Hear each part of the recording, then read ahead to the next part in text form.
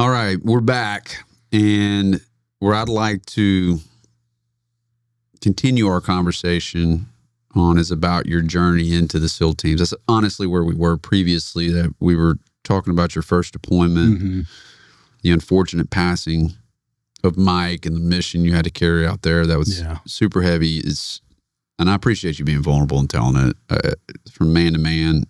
If anything, like once we're finished today, that right there, it takes a lot. I know it takes a lot. So I just want to say thank you for being you, man. Yeah. And I'm glad I'm able to share it. And at some point I need to reach out.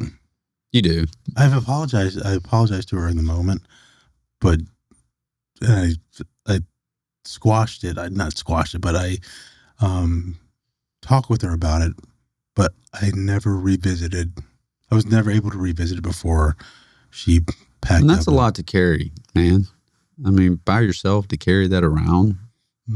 I'd never spoken about it until I started doing podcasts. Yeah, that's a lot to carry. And again, the more you get it out, of course, the more it doesn't have control or power over you. But I think at some point, at the appropriate time, I think life has a funny way of bringing that all together.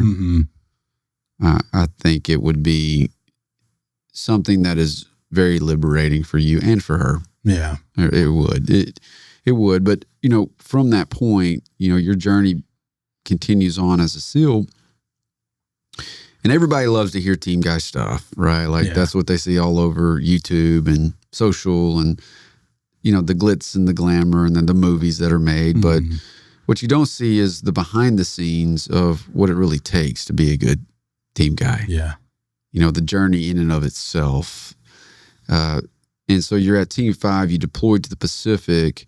When did you, I think we talked a little bit about it, but when did you get kind of the itch to entertain officer candidate school? The itch to do OCS came when it actually started when I joined the Navy. One of the other goals other than being a SEAL was to potentially be an officer, because I was so close to getting my degree. Right. And the goal was to finish my degree. And then, back to what your dad said, like we finished what we started. Right. So when they upped the age waiver and I had the experience I had in my second platoon, which the camaraderie and the talent of the sled dogs, the E5 and below, super strong. Just the leadership dynamics were different, and it changed how I saw what right looked like, and then I saw what struggling to get right looked like. Not because the leadership was bad. They were just new. They were young. That the senior enlisted and the officers were young at leadership, and we're just figuring out as we went along. But it just changed the dynamics, and I said, you know what? I think with what I learned from the first platoon and the second platoon, which were two wildly different platoons. Same people, basically 80% of the same people, vastly different outcomes. And it was just and it was all driven off leadership. Well, in a lot of ways, it was one like dynamic subordination, and another one was it was so the first one we knew. The definitive lines of leadership were very linear, not very flexible, but they gave us a lot of autonomy. Like, hey, here's what right looks like. If you stay within these, we'll leave you alone. These right or lefts, if you get too much to either side, we'll correct you and say, hey, you need to get back closer to the middle. But we're going to give you the opportunity, because we're going to be able to observe and cover you as you're getting ready to make these mistakes, because we know what we're looking for. We know the mistakes you guys are going to make as young SEALs. And in the second platoon, the senior enlisted chief petty officer and the LPO had been in the SEAL teams for a long time, but this was their first experience in the leadership positions. And as they were figuring that out, the dynamics were were so much different than the first platoon. Because I'm fascinated with leadership on that front right there. Could you tell immediately they were out of their comfort zone leading? Did they lead just by title, or was it one of the two was by influence? I mean, one of the two was completely out of his depth, and the other gentleman had all the attributes that he just needed reps. Gotcha. And he early on made the mistake of not separating himself enough from. That's a big thing. Sometimes you have to be a sledgehammer to the guys, and he wanted to be one of the boys. Yeah, but he eventually got there, but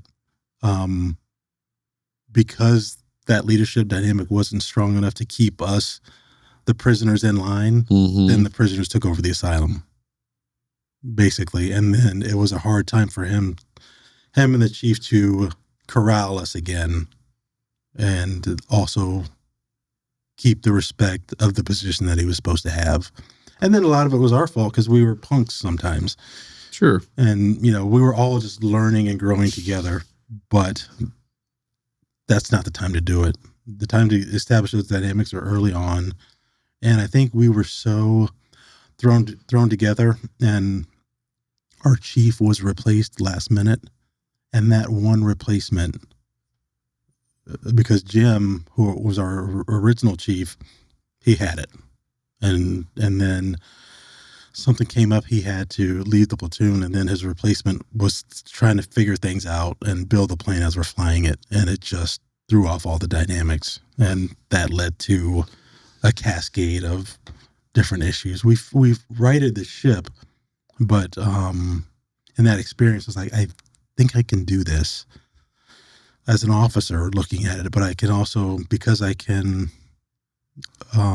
understand the enlisted perspective, I can be the hammer until the senior enlisted figure it out if necessary and not have it run off the rails. So every SEAL has a point in his career where mortality hits him in the face, right? So as you're going through, of course, this journey early on in your career, give me a time like where you had a near-death experience to where it woke you up saying, okay, this is real. Like, this is a real thing. So we're going to have to back up to my first platoon. Okay, so we're going to the first platoon. First platoon, near-death experience. We are on a ship called the Strong Texan, and we are going to get ready to visit board search and seizure, VBSS. That's where the helicopter flies over the deck and, drops down a line, and then we go down the line and assault the ship. And we had Navy pilots, and it was a full-fledged operation simulated, right? We had the air assets, we had the actual ship, and then we had the bodies going on. And we were going to actually move through the ship and take it over. And it was our first time doing it. And during the daytime, flawless.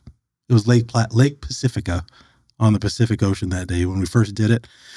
And the pilot was cocky, and it's like, I'm the best pilot in the squadron, and you guys don't have to worry about a thing. I do this stuff all the time. So new guy, Mark, was like, oh, okay, this guy must be pretty good.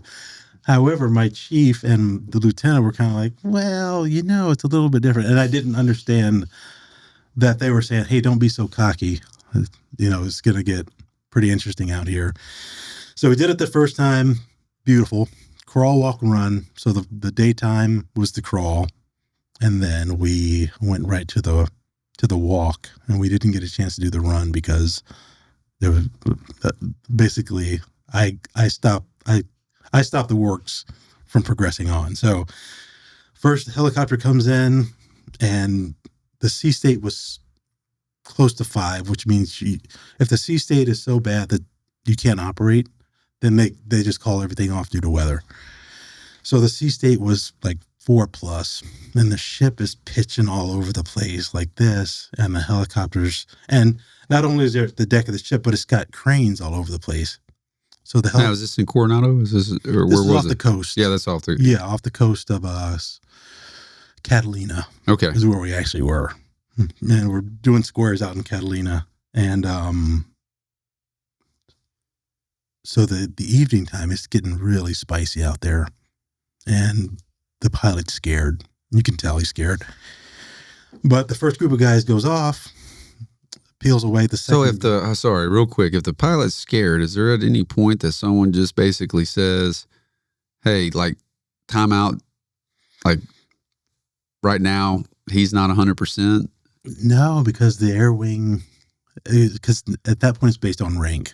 Okay. The aircraft commander's a 05. The SEAL platoon leader's an 03. Okay.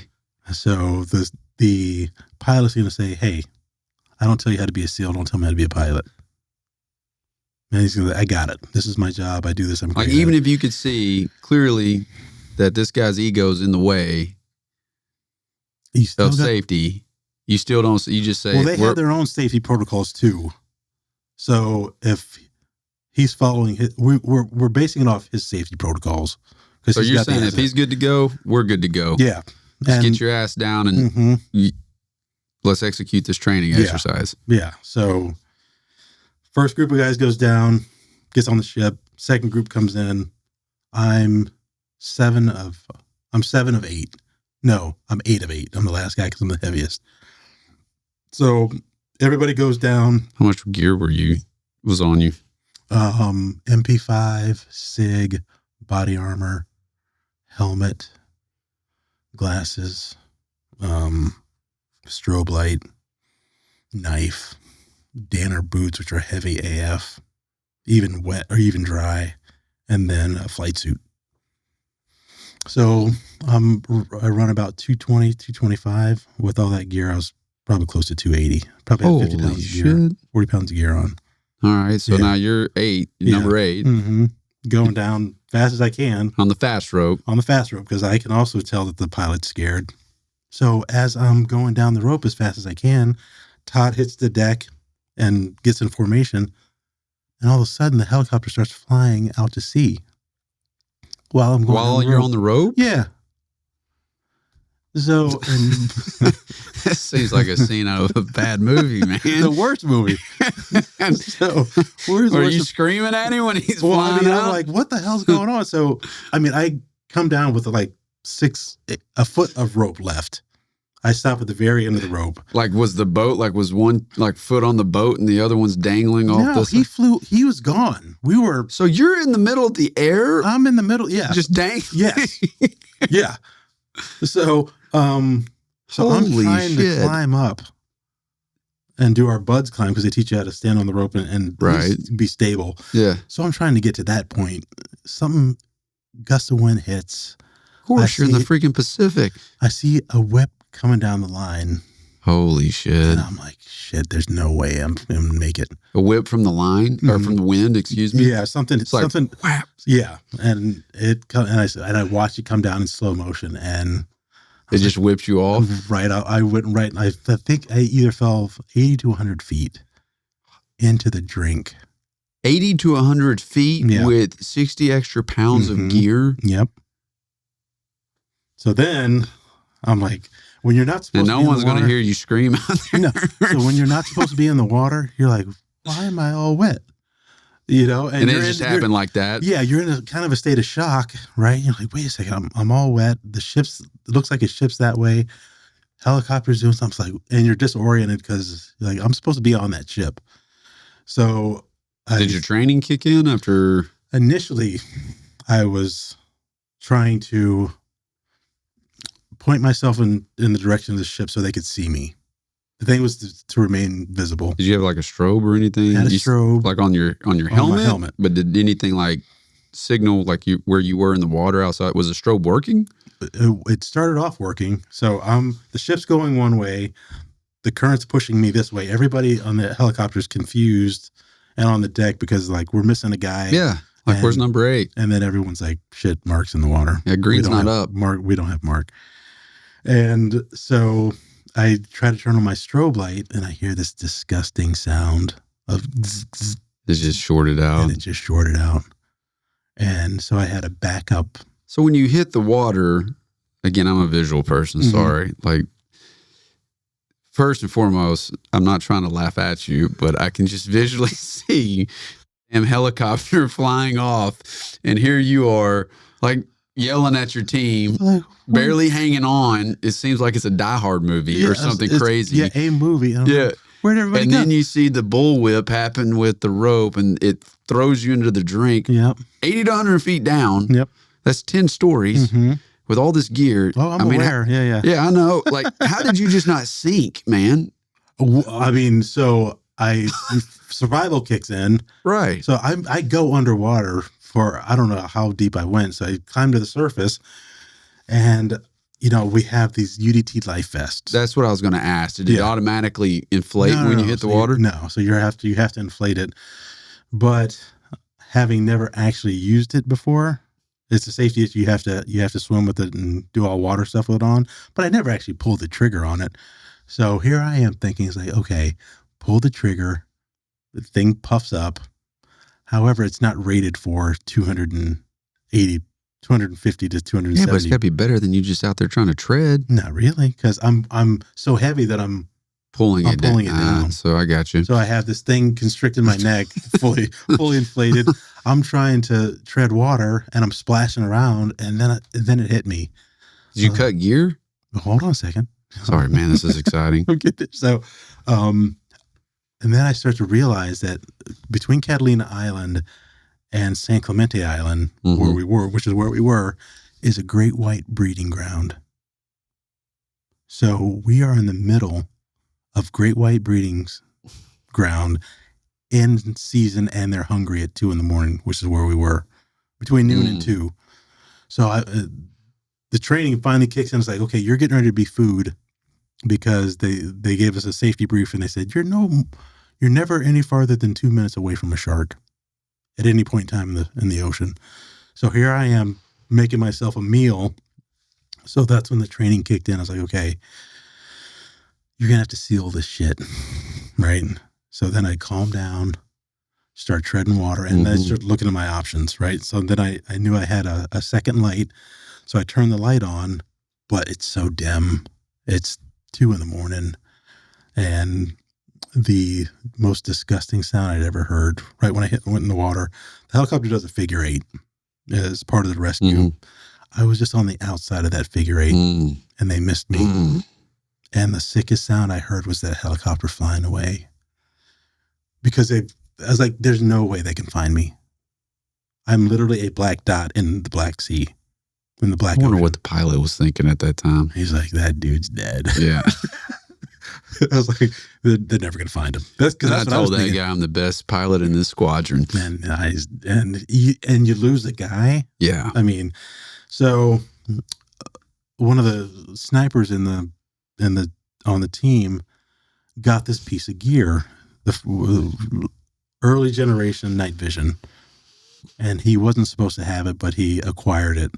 He liberated it from the armory and took it with us, and he happened to be in the helicopter. So I'm falling out to sea, don't hear or see anything. I don't even hear the helicopter anymore. And I had my headlamp on, because I have to make a decision. I'm trying to orient myself, because if I swim north, I'm going to run into Canada. If I swim south, I'm going to run into Brazil at some point, right? So but if I go east or west, east I'll run into California, west I'll run into San Clemente, but I don't know where I am. So I'm trying to get my bearings. I'm getting ready to cut my gear and put my fins on and just start swimming and hoping for the best. So it's like I can at least swim. So you had fins in your gear. Yeah. Okay. Yeah. So then, how long were you treading for, do you think? I think I was out there for about 45 minutes. Treading water with all that gear? Mm-hmm. So all of a sudden, I hear this helicopter out there somewhere. And I remember thinking, I was like, man, I wish they saw me. I said, I bet they're going to go right past me. And all of a sudden they get closer, and they get closer. And it's like, they're coming right at me. I'm the only dot out here with it. And I had my little light on, but John with that piece of night vision, had seen that little light, pin light from my backup lamp, and got the helicopter right on top of me. So that, the helicopter's above me and rotary washes, drowning me again. And the safety line comes down from the safety swimmer. He jumps into the water, on script says, "Hey, I'm here to rescue you." And I look at him as calm as I've ever been. I was like, "Hey man, can you just get me out of the water?" And he's like, "Oh yeah. Let's get you all littered up." And they hoist me up into the helicopter, and I'm jackhammering because I'm hypothermic. Oh, that was my next question. Yeah. And because what was the water temp? I mean, for 52. Mm-hmm. Trading for 45 minutes, the amount of calories that are being burned at that level. Well, the worst thing I had was shrinkage. So, I get onto the boat and they're trying to heat me up. And so they stop all air operations, which is a big deal on a carrier, right? So man overboard, all carrier operations stop, and they land on the deck. Medical comes out and they're trying to get me warm. They have to cut all my stuff off. And I look down. I'm like, no, this is not representative of... So the whole flight deck sees my junk, right? Oh, and then they wheel me back to the infirmaries, and they warm me up. And all of a sudden, about 10 minutes later, my OIC Jeff comes in and Bruce come in, like, "Hey, Mark, are you okay?" And it's like, "Yeah, I thought I was going to die out there." And like, "Yeah, John saved your ass, and you owe a case of beer, for not dying, I guess, and not cutting off my gear." So, I owed a case of beer. And then this other gentleman comes in, and as he walks in, people kind of brace or get stiff, right? So the gentleman comes in and says, "Hey, son, what happened out there?" And I was like, that shithead of a pilot didn't know what the hell he was doing. I get launched right into the drink. I almost died out there because of that guy. And everybody in the hospital was just like, "Oh, shit." And the gentleman said, "Well, son, you take care." I was like, "Yes, sir." He walks out. I was like, "I don't even know who the hell that was." He's like, "Oh, that was the skipper of the squadron. He's the pilot who dumped you." God. What would he expect in a response, though, at that point? As cocky as he probably was expecting, like, "Hey, sir, thanks for coming to get me." Yeah. That's right? what I think he was probably. Okay. But I was an E3, E4, like talking to an 05. When you were treading water and the great whites were in the back of your mind, like if a great white were to come upon you, you would be a nice meal for them.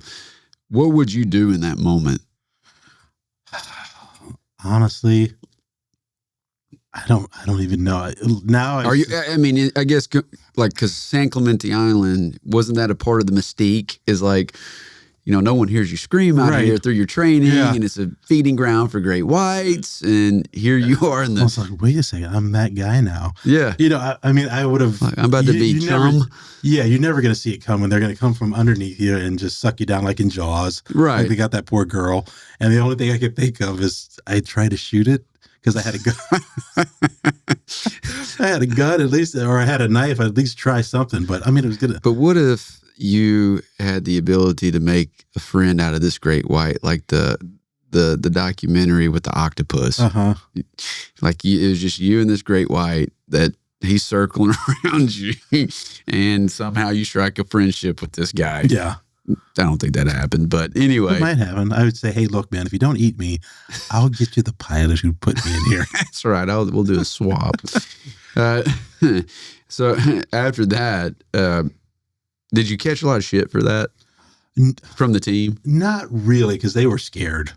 Sure. They were like, we almost lost. Like, what the hell happened, Mark? Yeah. Like, was that like one of the first things that they said? Or No, like it was like, "Hey, man, glad you're here"? Yeah, they knew it wasn't my fault. Glad that you're living and alive. It was joking, a lot of joking, and like, "Hey, it was an awkward, like, hey, we're happy." Basically, they're like, "We're happy you're not dead." And were you a new guy? Yeah, new guy. New guy. So you weren't catching a lot of flack.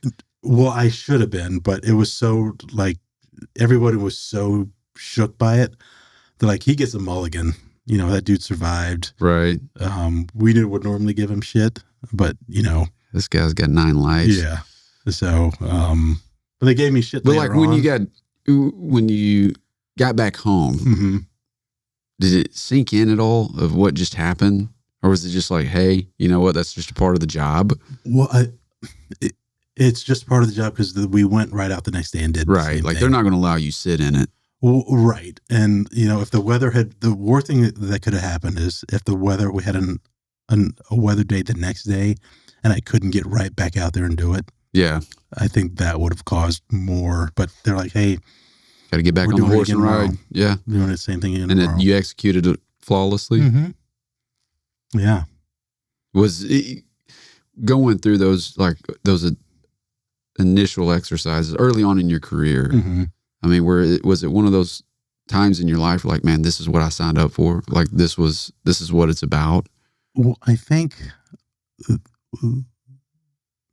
when I was able to survive it and calm down, and when your training kicks in, the pool comp came back to me. It's like, okay, all right, calm down. What are your options? And I just methodically started going through solutions to the problem. And before, had I not been to Buds and had this experience, I would have panicked because I would not have known what to do. But because, I'd made it through training and then subsequent other training, it's like, okay, you have options. Don't panic. Just relax and let's figure out this problem. Figure out where east or west is because you're going to run into something. Yeah. And just start swimming. So that was the plan. I was going to cut away on my stuff. I wonder how long you were underwater before you came to surface. I probably went not long. Probably 20 feet. 20 feet. I'd say. And then pop back up and trying to figure out what the hell yourself. Happened. Yeah. Yeah. What the hell happened? I saw the ship moving away. I still have this vision of you flying just off holding the rope and your team is in formation on the watching the ship just go away. I was like, I'm supposed to. So that was with your first platoon. Did you have one with your second platoon? Oh yeah. So we are after September 11th, we're steaming down towards Jakarta, Indonesia. Okay. Largest Muslim population outside of the Middle East resides in Indonesia.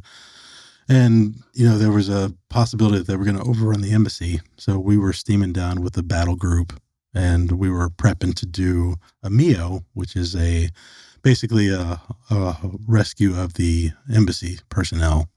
So we were prepping for that. And we had been on the USS Germantown since September 11th happened. We probably got on the boat a couple days later.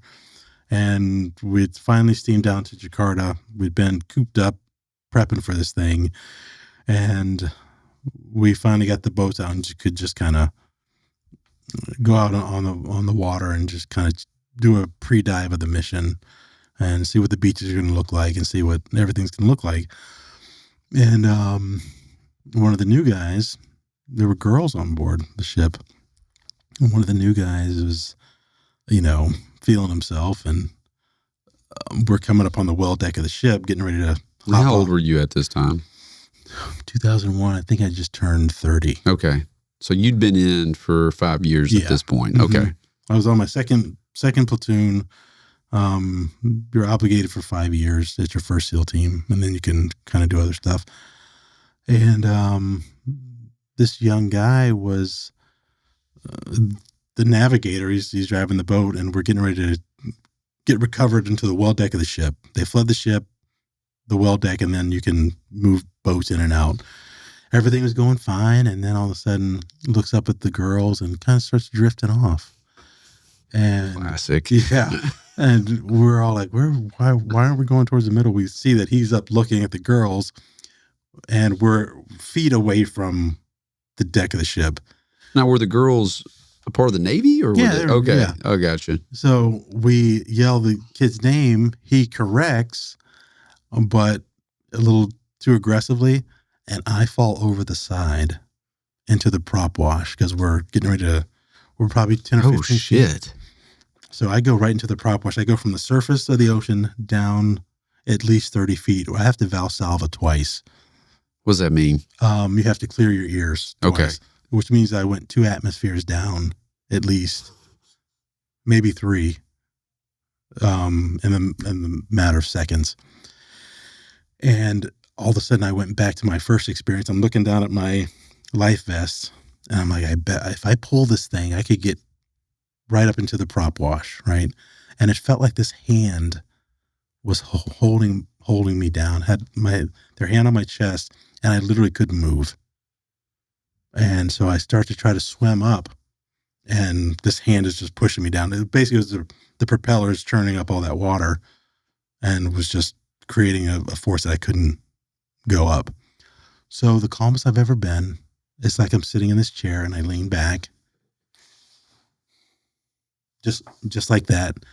And I look up there. It's like, I'm going to kill, what's his name? Because I'm under this stinking boat. I'm almost going to die again. I was like, I was more angry than anything. Now, could you hear the propellers going and everything? No, I could see the chop. Yeah. As well. I could see the chop from the propellers.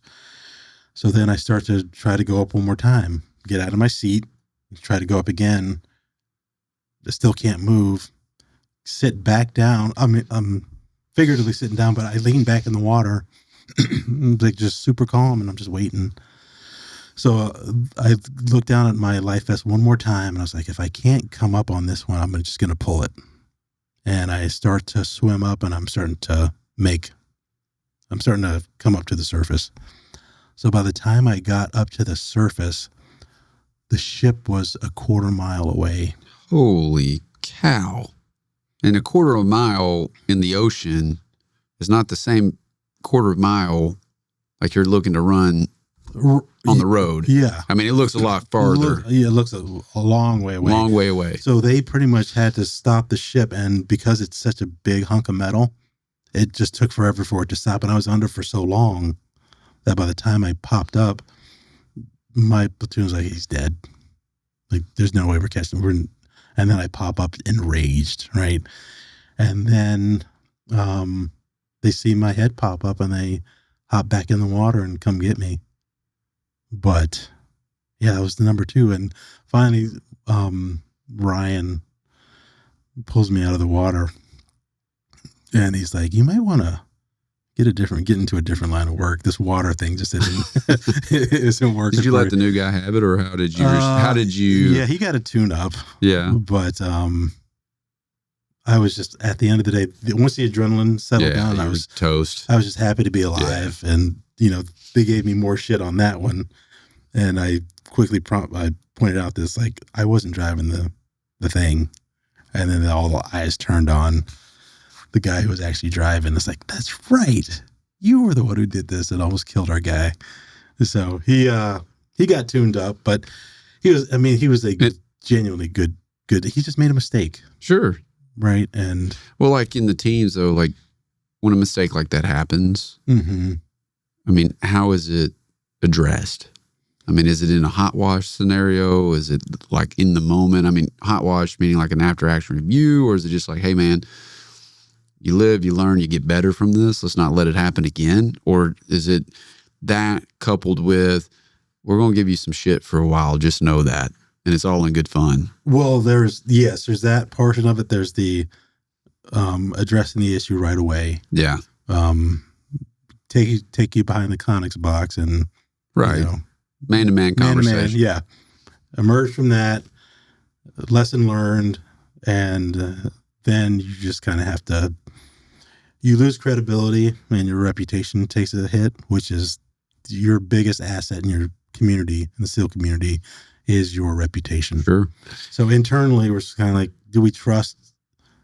Have we lost a level of trust? Or was this just a one-off? Mm-hmm. And turns out it was just a one-off. We treated it as such. And because I wasn't holding a grudge or enraged about it anymore. It could have happened to a better guy. Luckily, that guy. I mean, if it had happened to one of the other guys, Where were you on September 11th? Okinawa, Japan, in our barracks. And it was uneventful. I think we were just either getting ready to go on a trip or just coming back from a trip. And we weren't scheduled to go to another country for probably another week or two. And then September 11th happened, and all of a sudden we all kind of congregated in Greg's room, and we're seeing the tower on fire. And initially we think it's a movie. And I think one of the guys said, "What movie is this?" And Greg's like, "No, this is New York City real time." And we're trying to figure out, because nothing's ever happened like this. So the last thing we were thinking is somebody flew a plane to the World Trade Center. And then 15 minutes goes by, and then plane crash number 2 hits. Then everybody's phone starts ringing. And, before the dust settled, they needed to get accountability of where everybody was.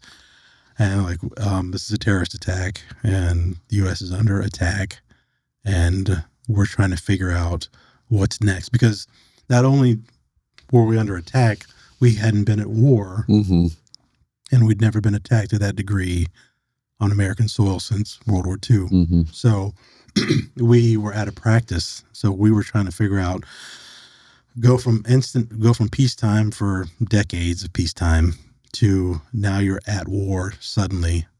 What do the logistics look like? Who owns what asset? There was an ownership issue, like who owns the battle space? Where is the battle space going to be? What do our special operations people do? What do our conventional people do? How are we going to get our supply lines all set up for now being in combat?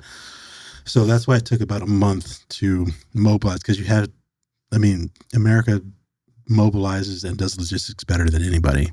So we just had to get that logistical piece in place and get everything moving towards where we were deploying. But we also had to maintain the obligations that we had in theater. So not everybody could go to the desert and start shooting, because we were in the Pacific Theater, and that theater commander owned us as an asset. He couldn't let us go.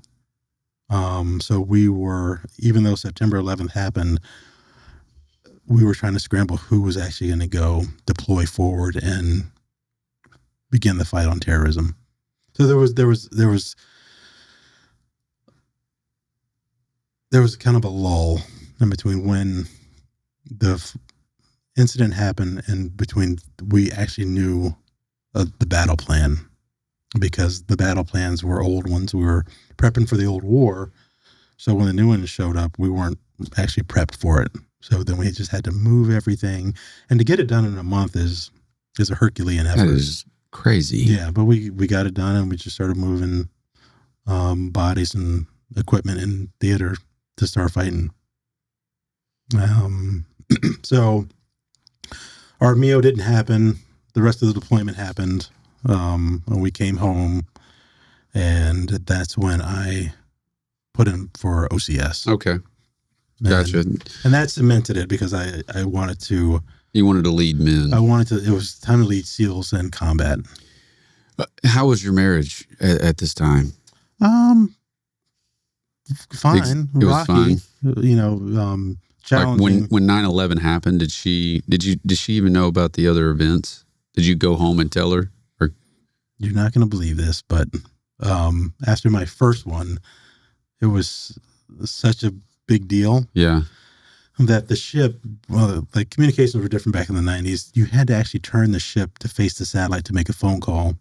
So what they did was they continued to halt air operations, turn the ship around, so this one guy who almost died could call back home and say, "Hey, here's what happened, and I'm safe." There was some drama going on with some friends of ours. And so I call home and said, "Hey," and I'd swallowed a bunch of seawater, so my throat was literally burned from the salt. and I had a hard time talking. So I call home and say, "Hey, everything's fine. I was lost at sea for like 45 minutes. They thought I was going to die, but I made it." And no shit, her first thing was, "Have you heard the drama that's been going on?" I was like, Did you hear what I just said? I almost died. Yeah, I should be dead right now. And you're talking about drama going on elsewhere. And I think that was the first sign that I was like, maybe I'm not with the right person. Mm. For your husband to almost die and the logistics to make this phone call, and you didn't say, hey, how are you doing? Are you okay? It was, did you hear the drama that's going on in your platoon? I'm like, all right, I'm good. Thanks. Hung up the phone. Mm. Mm. That was the beginning of me checking out. Gotcha. And then 9/11 happens. Mm-hmm. You put in for OCS. Yeah. And you had an incredible encounter with an incredible man. Man. Yeah. That really changes the trajectory of your SEAL career in a lot of ways, right? Yeah. Admiral Stockdale. Wonderful human. And he was a prisoner of war in Vietnam. I was about to say, please set that up prisoner for those war, that don't know who he is. Yeah, prisoner of war, Naval Academy guy. His name's James Bond Stockdale. What a name. Coolest name ever, right? My goodness. And so he was captured and went to the Hanoi Hilton, prisoner of war for years. He was there with Senator John McCain and a bunch of others, and he was awarded the Medal of Honor for his valor and leadership in that prisoner of war camp. He was finally released, never physically the same, but finished out. I think he finished out his naval career. Retired as a 3-star, and a guy in my platoon, I was trying to get signatures to become an officer, because you put in a package and you have to have a stellar package. There are lots of people who want to go in to become a SEAL officer, and there are only very few slots. How many slots do they award? I think 6. 6 slots, and how many people are put? Well, the academy gets X amount of slots. The Naval Academy does. The Naval Academy gets X amount of slots, and then I think the ROTC programs get a certain amount of slots, and then 6, I think. Okay. 6 slots were available. Coming from the teams? 2 were available from the teams. Wow. OCS gets 4. Okay. So it's hard. It's hard to get. Yeah. And so I needed to get a signature that was blow your socks off. We got to get this guy in. So I was searching around for a good signature, and we were at a party, 4th of July party, and a gentleman was there, World War II ace. His name was Dean Laird. He was the only fighter ace in the Pacific and the What's Atlantic. an ace? He had 5 kills? Is that right? I'm not sure the amount of kills, but big deal. But he was a fighter pilot. He was a fighter ace, correct? Mm-hmm. In 2 theaters. In 2 theaters. Pacific and Atlantic. Damn, he's a badass. Yeah. And so he's at the party, and I'm like, here's my opportunity. And I walk up to Mr. Laird and say, hey, sir, I'm going to OCS. Do you mind writing me a letter of recommendation? And he's like, son, I'm not really good at that stuff. I would love to. It's just not my thing. He's like, but I got a really good friend of mine who'd love to. And I was like, yes, sir. So he's like, unfortunately, I have to go to a funeral, but I'll be back in a couple weeks. And Dean was old then. I'm like, this dude ain't going to make it 2 weeks. But you know what? I needed the recommendation. So 2 weeks passed, and I give Mr. Laird a call. And I said, hey, sir, this is Mark. You and I talked at the 4th of July party. He's like, oh, yes. It's like, so I talked to Jim, and he said, come on over on Saturday. And I was like, sir, I'm sorry, I don't know who Jim is. And he's like, oh, Jimmy Stockdale. And in my mind, SEER school, the prisoner evasion school, is built after him, right? Built after him. And I'm like, wait a second. And then he was a vice presidential candidate. I was like, wait a second. Are we talking Jim Stockdale, Medal of Honor, vice presidential candidate Stockdale? I was like, yeah. Jimmy said he'll see you on Saturday. So I'm shitting myself because I'm getting ready to go meet this Medal of Honor winner who is a hero. A legend. Yeah. So I get all dressed up and show up at the house. He used to live on A Avenue in Coronado. Beautiful house. So I walk. Is that in the middle of Coronado? It's near the bridge. It's closer to the bridge. Okay. Like where the golf course is? Yeah, okay. It's closer to that. So I go into the house expecting him to be kind of rigid with his background. The most welcoming guy's like, come on in, son. And he shows me around the house and he talks about his military career, but he's doting on his wife. And, she couldn't come down because she was sick at the time. And then we just sit down and start talking. And my biggest insecurity was flunking out of school. I was like, sir, before we even get this started, just so you know, I flunked out of school. But that was your insecurity? Like when you walked into his house? Yeah, because you thought he was going to judge you based upon that? Oh, yeah. I mean, because that's what I was judging myself on. So I just assumed everybody Because else. of the packet? It's because of like... it's your transcripts are in there and he can see your grade point average and all that stuff. Did he even look? Did he even care? No. So I start off saying that, my grades weren't the best. And he looked at me and was like, I don't want to hear that shit. He's like, you're here for a reason. Your peers have decided that you were ready for this. So you were nominated by your peers to be... Yeah, so your OCS packages, you contact your commanding officer and say, Skipper, I want to go next level and become a SEAL officer. He can either say, yeah, I agree with that, you're ready. Or he can say, yeah, you are not going to represent us as an officer. So your skipper has to sign off on it. My skipper did. And then you have to go get signatures from senior officers saying, yes, I endorse this young man to go represent NSW as a SEAL officer. Lots and lots of steps. So by the time I'm getting Admiral Stockdale's signature, this is the last step. And I have to have a big name to get me up to the top. Right. So I didn't want to jeopardize that. So insecurity popped up and said, look, you're going to see my grades weren't the best. And I was going to apologize for it. And that's when he shut me down. He's like, I don't ever want to hear you say that again. Who cares about your grades? What I'm looking at is your commanding officer and SEALs in your community believe you're ready for it. And so that means you're ready for it. So don't ever mention your grades again because nobody cares. I was like, yes, sir. Learned a huge lesson that day that who cares?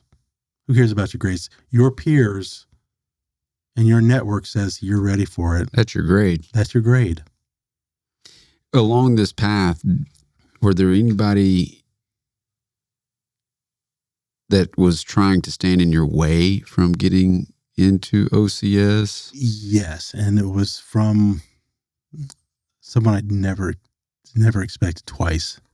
You get the officers to endorse you, and SEAL community is 99% white. Right, that's why I'm asking, because you're, the African American SEAL community is very, very, very small, right? So 26 of us at the time. 26 total. And how many are in the teams? 2,600. 2,600. So you can do easy math there. So did you battle racism in the teams? I did, but it was subtle. Gotcha. And if you weren't paying attention, you'd miss it.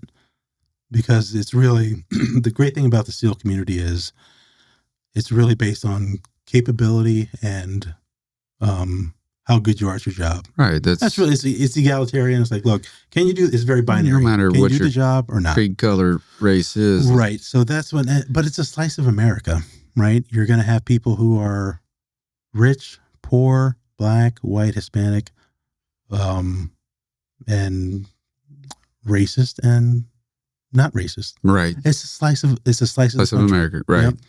Going into that, I knew exactly what I was getting myself into, but was pleasantly surprised by just, hey, yeah, you're black, but you're a good team guy. And, some other subtleties may come up, but at the end of the day, can you operate or can you not? Yeah. Can you do binary, your job? Right. Yeah. It's a 1 or a 0. Yeah. So, and all the officers who endorsed me were white, and they gave me rave reviews. So, you have to take your package back to the officer who reviewed you so they can confirm it and then sign it. First officer I took it to, 10, all 10s across the board. Rosie, who was, I think, our XO at the time, I bring it to him, and he looked at it. He's like, what the fuck is this? And I thought he was saying that I had done something wrong. I was like, well, sir, what did I do wrong? He's like, no, somebody changed my grade. Somebody changed this 10 to a 9. If you don't have 10s across the board, you're not getting in. There's not even any ounce of wiggle room. Like you can have no, all 10s. All 10s. All okay. 10s. So the person who changed it, signature was on there, and it was the chief. And I had dealt with this chief the entire time, billing my package, and hey, what do I need? He was an admin guy. He was helping me every step of the way. So when Rosie saw that his grade had been changed, he's like, if you didn't bring this back to me and us review it, he's like, you would have never gotten an OCS. So then he went over to the chief. Thank God for them. Rosie was a lieutenant commander, went over to the chief, and I didn't get to hear the tune-up, but it definitely happened. And finally I walk in, I was like, hey, chief, is this true? He's like, oh, I made a mistake. And I look at him like, hey, man, now I know what you did. Mm-hmm. And he just kind of blew it off. It's like, well, he caught it. No big deal. You're on your way. And I was just like, I did not expect the bias to come from another black sailor. And I don't like to say racism because I think I don't either. It shuts down the conversation. Like if you say somebody's biased, then it doesn't trigger a fight or flight or as much. So we can still have a conversation. Like if I say you're a racist, everything's shut down and you're defending yourself. Well, we talked about it yesterday, is that today more than ever, they propagate it for a division. Yeah. And I don't either. I just thought anytime someone is looking to achieve anything, there's going to be obstacles that are in the way. Yeah. Right? Like I don't care who you are. Right. Like if you're looking to go to another level, as the saying goes, there's always another devil. Mm-hmm. For every level, there's another devil. Yeah. Right? So it's not like you were going to be easily walking into OCS. I mean, think about your story in general. Has anything ever been easy? No, it's not, right? Yeah. Like even when you're working at Blockbuster, that's painful as hell. Just existing is the hardest thing to do if you think about it. Yeah. But so Admiral Stockdale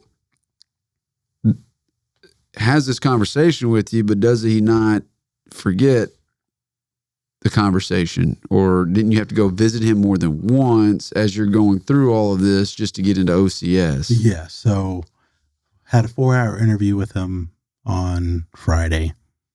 Had a great time with him. Saturday morning, get a phone call. Phone's ringing. Pick up the phone. I was like, hello. He's like, son, where the hell are you?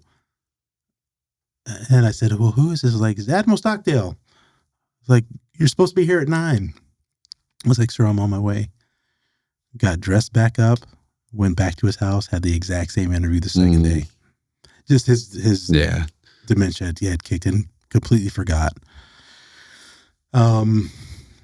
So he said, let me know when this goes through, because he signed a handwritten letter from Admiral Stockdale. Still have it. I was about to ask. I hope to God you do. And he signed it. Was because you're bigger than me, and when the cameras stop, I would have done my best to whip your ass if you didn't. And I knew I could look into the future. It's like, if I don't keep this, somebody's going to kick my ass named Cole. And here this little short guy from Little Rock, Arkansas. So he signed it, and I would call and check in. He's like, son, check in with me. And I'd call him, and finally I said, hey, sir, it hadn't come in yet. And he just said, damn it, hangs up the phone. He goes up to WARCOM, Naval Special Warfare Command. Lights him up. And said, who the hell do I got to screw around here to get Petty Officer Greene in OCS? And I guess the place just erupted, because with an Admiral, 3-star Medal of Honor, there are like protocols. You have to gong him on. And I mean, this is a whole ceremony. He just shows up and is like, Boys, I'm here to wreck shop. Like, get shit done. Yeah. You made me get out of my house on A Street because you guys aren't doing your shit. So I guess he just went in and just lit the place up, and amazingly, my package was signed the next day. And so you go to OCS, and during OCS, you're 30, 31? 30, 03. I think it was 32. So you're 32, so we're 7 years in at this point. Yeah. You've got quite a bit of experience underneath your belt at this point too, right? Yeah. You go in, how many were in your class? 44. Okay. Yeah, we ended up with 44. What was the average age in your class? I think it was like 22, 23. So, okay. So just out of college. Just out of college, fresh out of college. Peppered with a couple older people, maybe 26, 28, but everybody's Isn't young. that crazy to say it like that? But here you have a ton of experience. But you're part of the class. No one knows you're from the SEAL community, right? Like they don't identify you when you walk into OCS, like, oh, this guy's coming from SEAL Team 5 or... Well, they know, but they're not supposed to say anything. Okay. So I'm just Mark Greene showing up. Right. You're just another student along with the other students. Yep. And are there PT qualifiers and things like that in OCS? Yeah, you have to take the standard Navy. Or is it standard Navy, standard Navy test, but there's pool comp and things like that? No. Nope, there's nothing to do with the pool. No, this is the boot camp for officers. Okay. OCS is basically 13 weeks of what I got as an enlisted person. Same structure. Classes. Is it hard? No, but it's different because you have dedicated drill instructors, Marine Corps drill instructors. Oh, so it's through the Navy, obviously. Yeah. So, and our drill instructor name was John Carlson. 5'7", 5'8", 135 pounds of just fury. Right. And he could intimidate those kids. I mean, he was a professional, and those kids were absolutely terrified of him. They hear his boots clicking on the deck, and just pants are wetted, tears are flowing. It's like he's on his way. And just the fear that this guy, and I was like, he's just a drill instructor. Like, well, you're a SEAL, man. Who cares? You could kick his ass. Easy for you to say. So I'm having to manage my 44 children who are terrified of their own shadow because, they're just frustrate the hell out of you sometimes? Or were you very patient with them? I was very patient with them, but I was frustrated with them later on in the course when they knew better and they were kind of on their own. But for the first 4 weeks, the terror in their eyes, I was like, okay, man, just make sure these kids make it to the next level. I'm your class president. You guys pick your vice, and then we're going to get going. And I said, and what I learned from my first platoon, I was like, you are going to concentrate only on being students and getting through this course. I'm going to run interference between the head shed and you guys. I'm just going to be the buffer. So you don't have to feel the impacts of being terrified all the time. Just do your thing. I'll take the heat, and you guys just become young officers. And, I went to the drill instructor and like, look, here's the deal. You're a drill instructor. I'm a SEAL. We can fight this out all day, which you will lose, or we can collaborate. You let me run the class. You come in and scare the kids when you're supposed to. Yell at me at the right times, and then we're going to have a good time. And he's like, roger that. So we scripted out how we're going to do it. How beautiful is that? And we had an incredible class, and those guys went on to be great officers. I'm still great friends with my drill instructor. But because I was an instructor myself, I understood it was a game. Right. And I knew how to play it. So I'm like, look, I know you have an IG, an instructor guide that dictates everything. Let's cut the shit. I'm going to run the show. You take credit, and we're going to be good. He's like, all right, don't screw it up. And then after you graduated, after you became an officer, you 7 years in, the next 13 years of your career, what did that look like? Like, what was a pivotal moment for you, like as you step into an officer role where you said, okay, now I'm responsible for leading men. Yeah. Right. Did you deploy to the Middle East? Yeah. Graduated OCS in January of 2004, and we were in country in September of 2004. Where were you in country? Iraq. Yeah. Okay. We were in Baghdad. And so we had a abbreviated workup, and that part was fairly easy because I went right back to a SEAL team and I knew how everything worked. The real challenge was when I went over and did my disassociated tour at the boat team. And they are our direct support.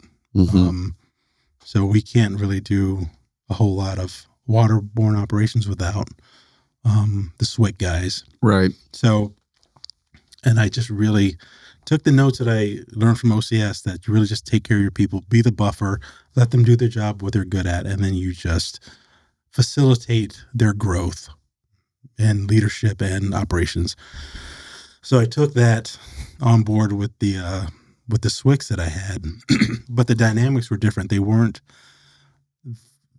as willing to push back on my leadership because the SWIC guys were not? The SWIC guys, they were incredibly professional, great at their job.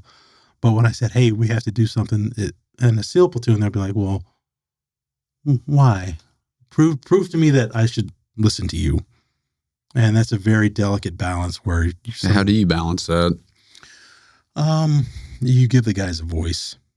You perform as an officer, you do your job as an officer, but you also facilitate their growth as well. Is that something they talk about in OCS? No, it's not. I was about to, that's one of the hardest things to do is because there's a dichotomy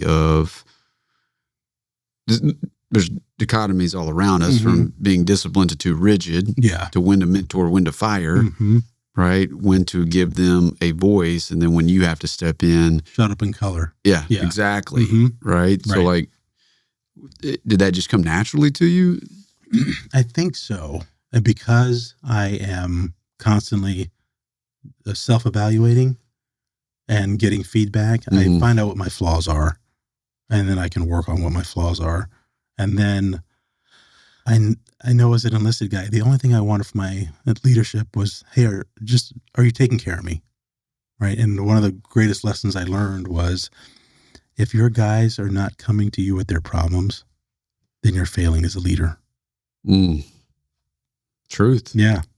So my gauge of leadership was, were my guys still coming up to me?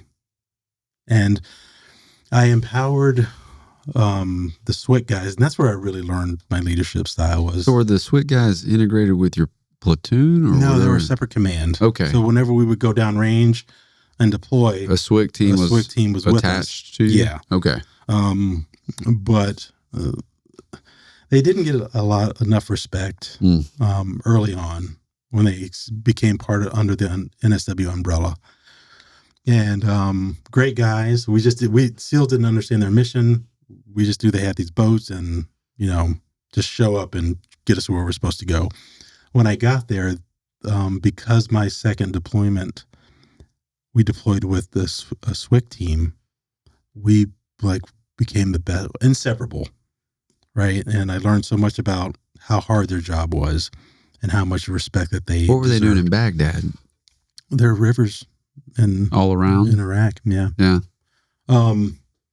But with my guys, we deployed to the Pacific to do a different job. Gotcha. Okay. So we were a very specialized boat team. But I really learned how to lead those guys. And it was really just start off with empowering them to do their job, because I don't know how to do their job. I can lead them and say, hey, we're going this way and this is what we're doing. But as far as the intricacies of the actual job, I didn't know that. They were the experts at that. Gotcha. So I was just like, okay, how am I going to get these guys on board, empower them to do their job the way they know how to do it best, and be that same buffer and let them, I'll take the heat. You guys excel at what you do and get better so we can deploy. That lesson worked with the SWICs. And then I went to graduate school and then came back to SEAL Team 8. And I got... Which is on the East Coast, Yeah. right? Your odd teams are on the West and the even teams are on the East. Right. So I get back to my platoon at SEAL Team 8, and the XO named Chris, he and I went through SQT together, and we're at SEAL Team 5 together. And the platoon I get, I'm like, what in the world is this? We're standing up a new troop, and what they do is the other platoons give out the guys who they don't feel are the best performers or leadership challenges. So then they go into this pool that forms up the task unit. So it's like the Bad News Bears of the SEAL team? Yeah. Or and they're not the I don't want to call it that. Right. But they're great operators. They just... Is it an attitude thing? Sometimes it's an attitude thing. Sometimes they're just not led the proper way. Sometimes they're just hard to lead. Sure. They're bucking the system a lot of times. So I go back and I say, Chris, what the hell is this? And he's like, Mark, I would not put you in this position to fail. I'm giving you these guys because I know you can lead them. And Chris and I went back years. So I just looked at him and said, all right, boss. And my chief, I found out months prior, used to be a skinhead back in his youth. Which is wild. So I'm just like, wait a second. And Chris didn't know the guy's history. I found out about it and made a very conscious decision to either go into it with bias against him or say to myself, give him a clean slate. Was this a platoon that you were taking to Baghdad? Or was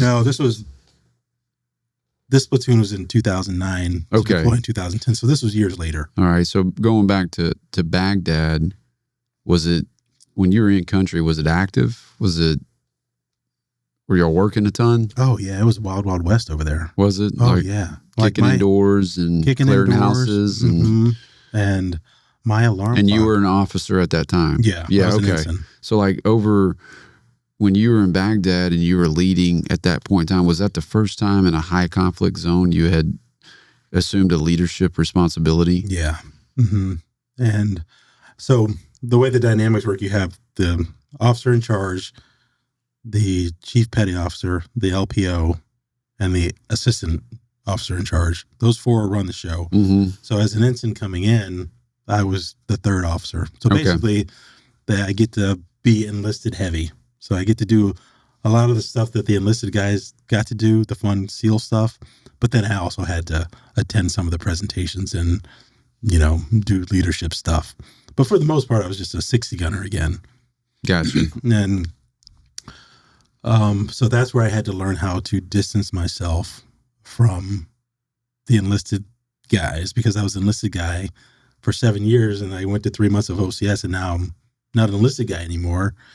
And that journey showed me how to kind of delineate myself between the officer and the enlisted. So I could dip my toe in on enlisted stuff, but I knew that my time there was very limited. So let's say we were going out to have a beer after a long day of shooting. Those guys go out and tear it up. I knew that they should be happy to see me. Hey, Mark's here. And they should also be happy to see me go. Yeah, I figured that was the case. Yeah. So was there a specific operation though, maybe in Baghdad, to where, Mark, it became a defining moment for you as an officer? Yes, we were doing sniper operations in downtown Baghdad, and it was a hot spot. And we had very specific criteria. These bad guys have a green bandana, which means they're part of this gang or faction terrorizing the place. Then those are our targets.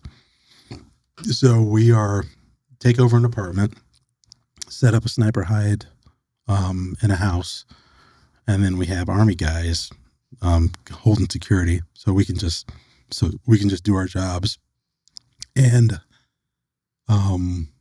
we meet the criteria to take shots. And so we radio it in and say, hey, we have target XYZ. There are 4 to 8 of them, and they meet the criteria. Then we get this goes back up to the head shed, and they're like, snipers are cleared hot. So then there's a countdown of 3, 2, 1, fire, fire, fire, which means, we have a certain section of the city. The other sniper team has a section, and we sign off by sections. And then once you're cleared hot, they do that countdown. Then you just unleash chaos. And you have 8 or 10 snipers out there taking precision shots. And you just watch warfare, raw warfare at that point. You see the chaos and the confusion, and then the civilians who are safe from us. We're not going to shoot any civilians, but you see how the enemy responds. So they know that snipers are in the area. They know to look up, but the way we have our sniper high, they don't actually know where we are. And the rounds, the concussion reverberates off of all the buildings. So they don't know where it's coming from. You just you hear a shot, and then somebody goes down. You hear a shot, somebody goes down. So, the closest target's about 400 yards, and we're just working. And as a sniper, for the most part, you don't see the result of your shot. Just the concussion of I always shot at 300 Win Mag. And so, I would take the shot, come off target, and the spotter would say, yeah, it's a good shot. Next target is 11 o'clock, 350 yards on the corner of building 2. And I just zoom over to building 2, see the target. He calls out the wind and take your shot. Take the shot. Good shot. And he calls out next target. So you don't actually see, unless they're at 200 yards or closer, you don't really see the result of your actions. So, but the spotter calls it out. So for me, that was good because you're doing sniper stuff. You're detached in a way that's unusual in warfare, right? However, at certain distances, at 100 yards, you can see, it's like you and I together, 3 feet away. At 200 yards, the hoods of your eyes start to shadow. And then at 250 plus, you can just see the outline of a face. So at certain distances, you're shooting a person, but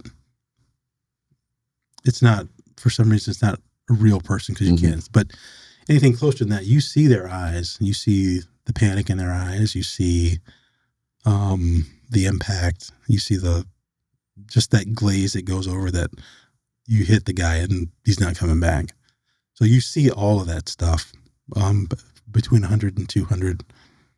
Then after that, it's your spotters calling it out. So that was the first time, you go through all that training and you do all that stuff, and it's real at that point. So then we used that site so much that the enemy knew where we were going to egress from. So they set up IEDs, and, we're getting ready to extract.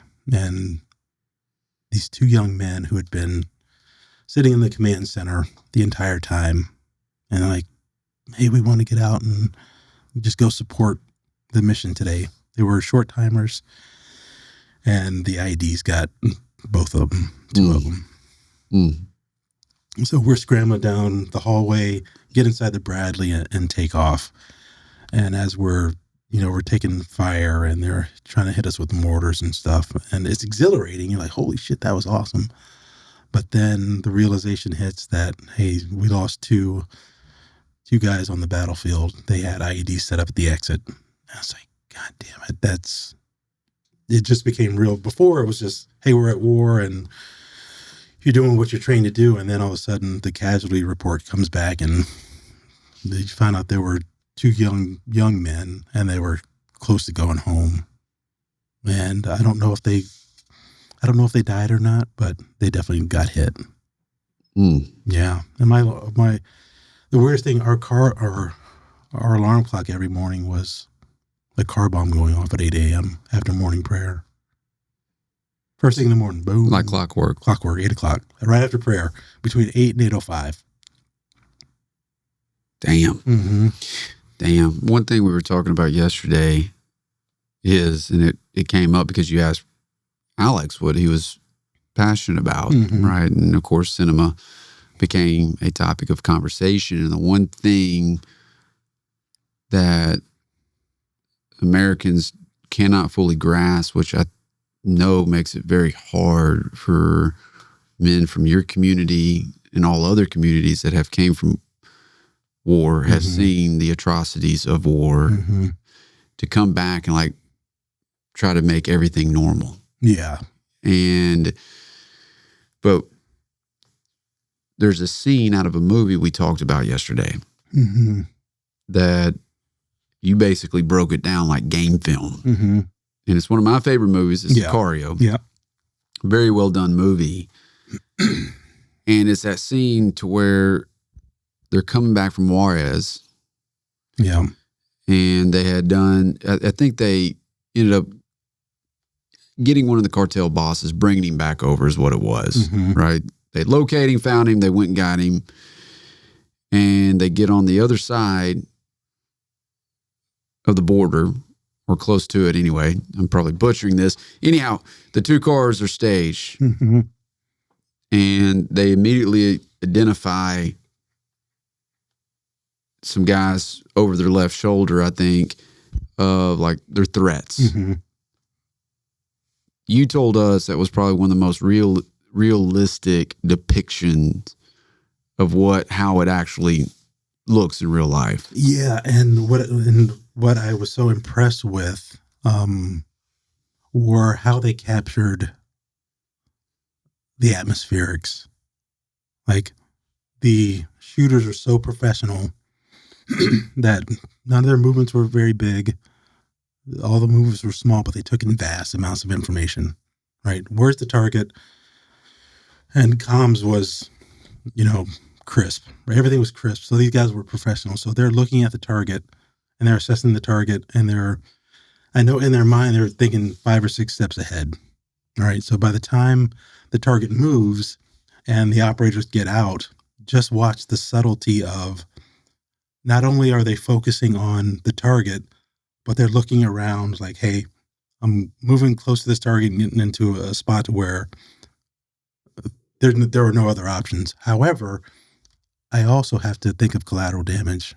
I also have to think of what if they're shooting through a medium? And we call it a medium shoot in sniper school, or in the sniper world. If you shoot through a pane of glass or a window or something, shooting through that medium, you don't know where that round's going to ricochet off to. It could go anywhere. So you want to avoid medium shoots as much as possible. So as they're moving through the target and they're looking not only at the target, but how 5 or 6 steps ahead of how this is going to go south if we don't do everything to perfection. So the lead guy's walking, but then you actually watch how his support is walking, and they're looking, and then they're looking around to make sure it's like, hey, no other threats. We're continuing to move. And just the ballet of precision in that one scene. So then when it's going down, nobody's breathing heavy. They've done it 1,000 times. And as they take their shots, if you pay attention to it, they're so aware of their surroundings. And, hey, this is the target. We want to avoid collateral damage at all costs. And everything is geared towards completing the mission and not creating collateral damage, and then getting out and accomplishing the mission. But the precision of that 1.5, 2-minute scene was just, I was like, holy crap. And they're operating, I was looking at it as from a sniper's point of view, and having done CQC, but whoever trained those guys were, I think, at tier 1 level. And maybe one of the guys was a tier 1 guy, just because. Just how he moved. The way he moved, the weapons systems don't move, just the body moves. Only his legs were moving. Weapon system didn't move at all. because once he's dialed in on that target, he's done that so many times, the way you walk heel to toe, right? And you keep your upper body moving or upper body still, and your legs move in a certain way to where you can move laterally or even speed up and still stay on target. And everybody's moving the same way. And then the comms are super tight and everybody was moving the exact same way. That level of precision is restricted to tier 1 guys or the best in the world at what they do, because they have thousands upon thousands of hours and they're so good. And I don't even know how good they are because I've never gone through their screening green team process. I've never gone on an op, but from the filter that I are you talking about like the development group like SEAL Team 6 and then Delta? Those guys, I don't know what their mission is. I don't know how capable they are because I've never. They're friends, but out of respect, I've never breached that. But just looking at my experience level as a sniper than as an operator at a SEAL team, well, how they were operating was different. Gotcha. It was just, you could just see, and the precision and just the economy of motion was just next level. It's fascinating to me. Well, I want to transition now to you're now coming upon the end of your career. Mm-hmm. You know, you accomplished a lot in 20 years, and from multiple deployments, you went from West Coast to East Coast. You were did you go to the Middle East more than once? Yes, I went to Afghanistan twice. You went to Afghanistan twice and Iraq once. Yeah. Okay. And while you were in Afghanistan, you were in an officer role as well. Yeah. I mean, I'm certain 2 totally different battle spaces that you were in. Mm-hmm. And was there anything from Afghanistan that, looking back now, you're like, man, that moment in time was a tremendous learning lesson for me, or an experience that I'll never, ever forget? Yes. And probably for not reasons you would think, because I got to lead my guys in theaters of war, but then I had to plan their careers the right way. So they had to be in theater a certain amount. So the new guys needed experience. So I sent them off to Iraq, and some of them stayed with me in Afghanistan. And then they did rotations because they just need those reps. Mm-hmm. And then I had to play the political game on the base that was supporting us so we could get out and operate. And so I could get my guys who were there, the experienced guys, more experience. And then, and just understand how the conventional side has to do business over there, which is different than how we would do business, and just how the support mechanisms work, and just the kaleidoscope of the battlefield as a whole, as opposed to just a very strategic SEAL platoon going out and doing hits. It was, hey, how does this operation fit into the general's commander, his vision of how the war is supposed to go on a macro level? And then what does the aircraft look like? What does the support look like? How does interacting with the villages look like? And then how do we operate, get the job done while respecting the Afghani population? So it's chess. It's not just, hey, I'm going to go out, kick in doors. Now that you kick in those doors, have you ruined the relationships that are vital to us continuing to operate in there? It's like, wow, that's a lot more than I expected to have to learn. And then you have to learn. And then as a reward, my commander was like, hey, aircraft with your teammates went down and there's classified stuff. You have to go on the mountain and grab it. And I want you to go. I know you're leaving tomorrow, but you did a great job. Go have fun. You're getting in a hell of a firefight up there. I'm like, damn, okay. And I was like, yes, sir, that's great. I mean, I hope I don't die up on that mountain, but there's a chance of it. But, you know. Was it a hell of a firefight? Oh, yeah. Like immediately once you got there, you were in for it? No, they were dug in pretty well. We couldn't see them, but And was it just you and your platoon that were no, going? it was or- the Army, the conventional Army guys, Okay. and I think I was the only SEAL up there. Oh, wow. And Right. just because I integrated Was myself. it a post or was it an outpost that you were going to, or there? No, it was in the middle of nowhere. So some guys went down. Yeah, helicopter crash. Helicopter crash. Right. All everybody on board. So you're on the gun with a bunch of guys in Who was? Yeah, from the Army. Mm-hmm. Yep. And y'all just got after it. Yeah. So our job was to burn all the stuff in the helicopter and get the classified information from the helicopter, and then burn in space, in place. And the Afghanis knew that we were coming to get.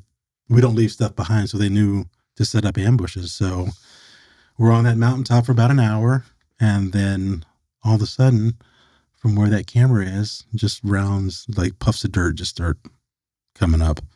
And the gentleman and I look at each other like, oh, I guess we're getting shot at. Just as calm as that. So it was just that calm? Yeah, I was just like, oh, all right, well, let's get out of the way. And he did his conventional thing and went and fought low. And I just looked behind me. There's high ground. So I need to see what the battle space looks like.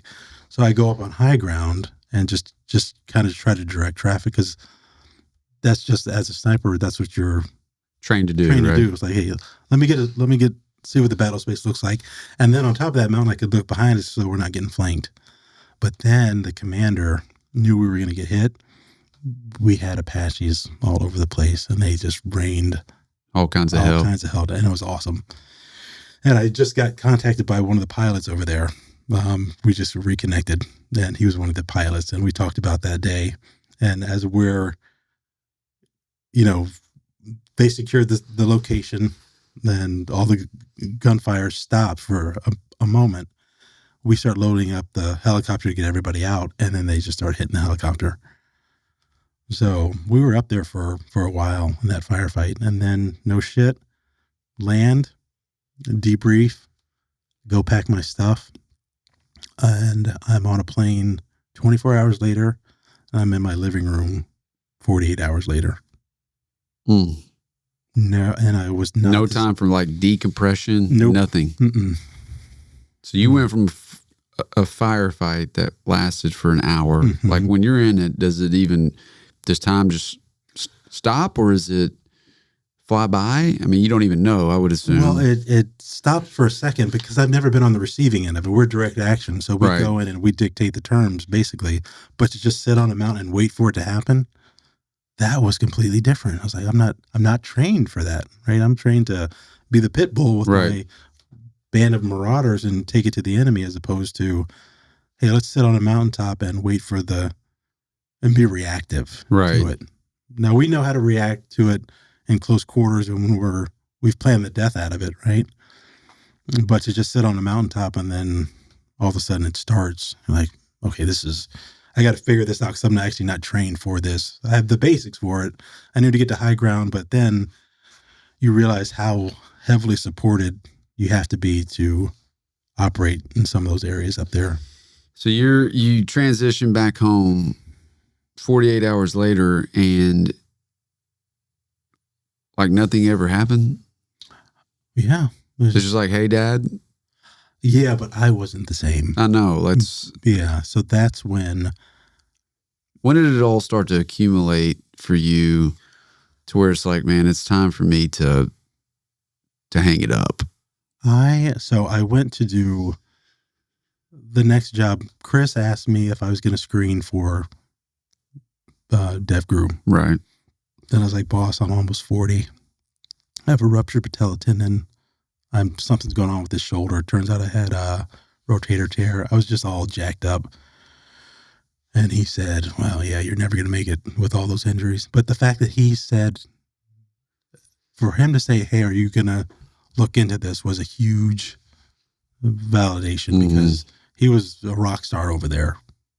And he had known, and he would not say, if you're not ready to go over there, he wouldn't recommend it. But I saw myself, like, I have deficiencies in these different areas.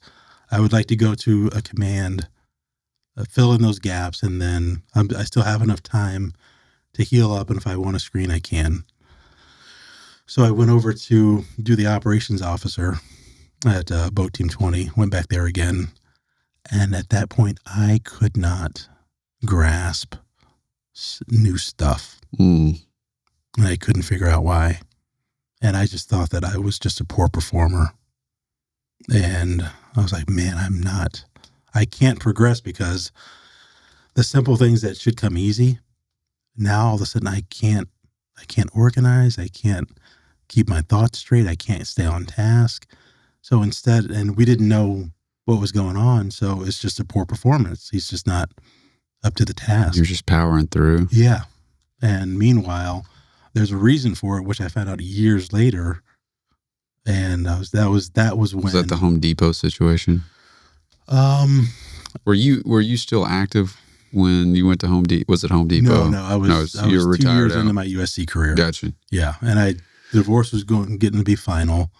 And I just bought a house and I was trying to furnish it. So before we get there, not to jump around too much, at 40, you come back, you go to a different command, right? Mm-hmm. You feel like you're poorly performing. Mm-hmm. You cannot learn new things at the pace that you were learning previously, right, correct? And you just chalked it up as like, hey, this is a sign. This is a sign for me to retire. Yeah, because if I can no longer perform well, then I should not progress in this organization. Yeah. And how hard was that? That was exceptionally hard. Yeah. Because, I could do sniper calculations or do the job pretty easily. Very dynamic stuff, no problem. But it was because I had enough muscle memory and I had enough reps to where it didn't take that much bandwidth to stay at that level. However, now that I was learning something completely new, I had a hard time making those connections. And it was because of the TBIs that I had suffered throughout my career and lack of sleeps. Just my body was a mess, mentally and physically. So when I could not perform, there was no research into like, hey, maybe he's performing because he's got X, Y, and Z going on. It's just like, well, he was good, but now he's not. Bad performer, and it's time to go. And so later on, I learned the extent of my injuries, and then it finally made sense. I was like, okay, I did perform poorly, but there was a reason behind that. And when I went to my job at USC, even though I loved it, I still had the same issues. Like I was having the hardest time learning new stuff.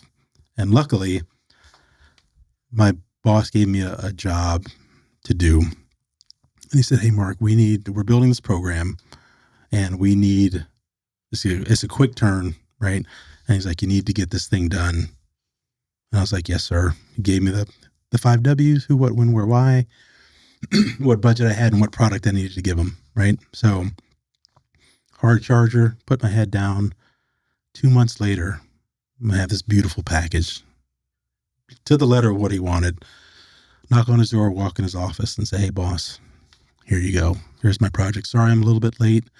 I wanted to get it to you in the first month. It took me 2 months and I'll get better next time. And he just looks at me and said, Mark, that was supposed to take a year and you did it in 2 months. I was like, yeah, when he said he needs it now, he took it literally. I was like, okay, boss needs it now. I'm going to burn it at both ends and give him what he needs. And he's like, yeah, we don't work that fast here. So now I don't have anything else for you to do for the next 10 months. So then he said, go find stuff to do here, which was the best thing ever because I got to integrate into the football program, mentor the tennis team. I was working with a cardiologist at some point. She was trying to measure how stress relates to high performers going into selection courses. Right. And here I was talking to this doctor and she's like, so Mark, what do you think? I'm like, you have no idea. I don't know what I'm talking about. And she's like, well, medically you don't, but you have a perspective that I can't have.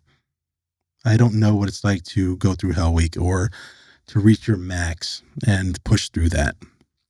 I don't know what that looks or like. come back from a combat zone Mm-hmm. and try to reacclimate yourself 48 hours later as a Right. husband and a father. Right.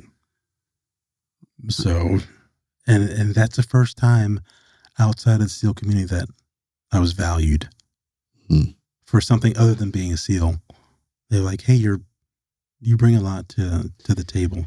When you were retiring out, did you have a big retirement celebration, or did you keep it pretty quiet? No, I graduated from Group 4. I retired from Group 4. Family came in, and it was a great celebration. And Rich DeVinny spoke on my behalf. We got named Brendan Leary, who he was in my buds class. I absolutely adore Brendan. Wonderful human. And then it was a Friday. Had my ceremony. And then Navy SEAL Mark Greene on Friday. And just Mark on Monday. How scary was that? It was... Or was it liberating? I don't It was know. both. Like, there was a gentleman who told me that you're not ever going to be able to recreate this locker room. Right. And that made sense to me. It's like, so he's like, don't try to recreate it because you just can't. This is such a unique space that you're not going to recreate it.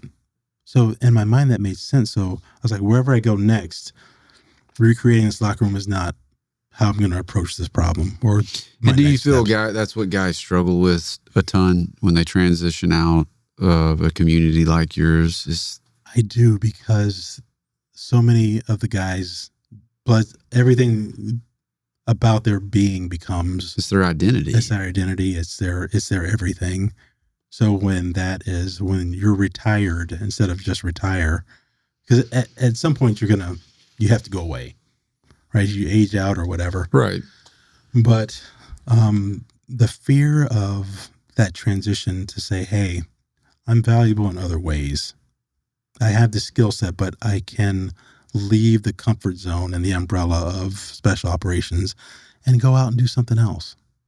But if you're in your late 40s, early 50s, and you've been doing this for 20 or 30 years, it's got to be terrifying. Yeah. And so I understand it. And there are organizations who need that expertise at that level as a follow-on. And I'm glad those guys are willing to do it. But there are the other guys who can't contribute in that way at the next level. And they get stuck in that quagmire of, hey, this is who I am, and this is all I'm good at. It's all I know. Yeah. And it's like we talked about, it's almost as if like being a professional athlete, that's all you've known for so long. Mm-hmm. You know, our identity's wrapped up in it. I think that's the greatest area for people to be able to change when you change your identity, but that's also a place where a lot of folks get stuck. Right. Right. And that's where the, I remember when syndrome constantly is brought up. And something I, heard a long time ago is like, if you want, the minute you become old is when all you do is talk about the past. Mm-hmm. How you stay young is always talking about the future and working towards something. Yeah. Right. Like that's something that someone told me, and it just stuck with me. And so when you were now Mark Greene, not Navy SEAL Mark Greene, which you'll always be, that'll be always a part of who you are. Mm-hmm. The biggest challenge is how do I take what I did over 20 years and make it applicable to this crazy civilian world? Like the skill sets, the attributes, how do I convert all that to where it makes sense to somebody? Because me being in a firefight in Afghanistan or sniper Overwatch or going through buds, that's a hard thing to do. And you to relay that to somebody. And so you were at an event in New York City, charity function, I believe, and you had the courage to tell somebody that became a conduit with you in USC that you were scared, scared to death. Yeah. Right? Yep. Scared to death. And that's how you landed at SC. Yeah. So I am an event in New York City, and it's a cocktail party. The gentleman hosted the same event in LA. So if you host the LA event, you come to do the cocktail Right. party at the New York event. And I got there early. It said starts at 6. I got there at 6. Nobody else was there. And I'm talking with this gentleman, and he's like, "Oh man, I've never met a Navy SEAL before. It's so great to meet you," and do all the pleasantries. And he's like, "There's a guy named Bill you have to meet." And I was like, "Okay, I'll meet Bill." So Bill shows up. Bill and Kent show up, and he's just happy to see me. Right? Doesn't know me, and he said, "So you were enlisted. You're an officer. You're retiring as an officer. You have your MBA. The world's your oyster. What? How are you feeling? What are you going to do next?" And because I didn't have a filter and didn't expect the question, I just blurted out, I was like, "Bill, I'm terrified. I don't even know what I'm good at. I don't know how to integrate myself back into this very confusing world that I existed on in the periphery." Right? I stepped out of the military NSW bubble, integrated a little bit to go to practices and all that stuff and do family stuff. But then I went right back into my bubble, and I haven't had to be uncomfortable with newness, and haven't had to for 2 decades. So now I'm like, I don't even speak the language. I don't know what I'm good at, and I'm terrified. And the look on his face was mixed between confusion and anger. It started off as confusion and then turned to anger. And he said, "We can't let that happen." And so he said, "Mark, I have to go. Here's my business card. Give me a call because I want to fly you out to LA, have you meet with my staff, and then we're going to figure out life for you." And my initial was anger or defensiveness, like, "You don't even know me. Why are you being so kind to a stranger?"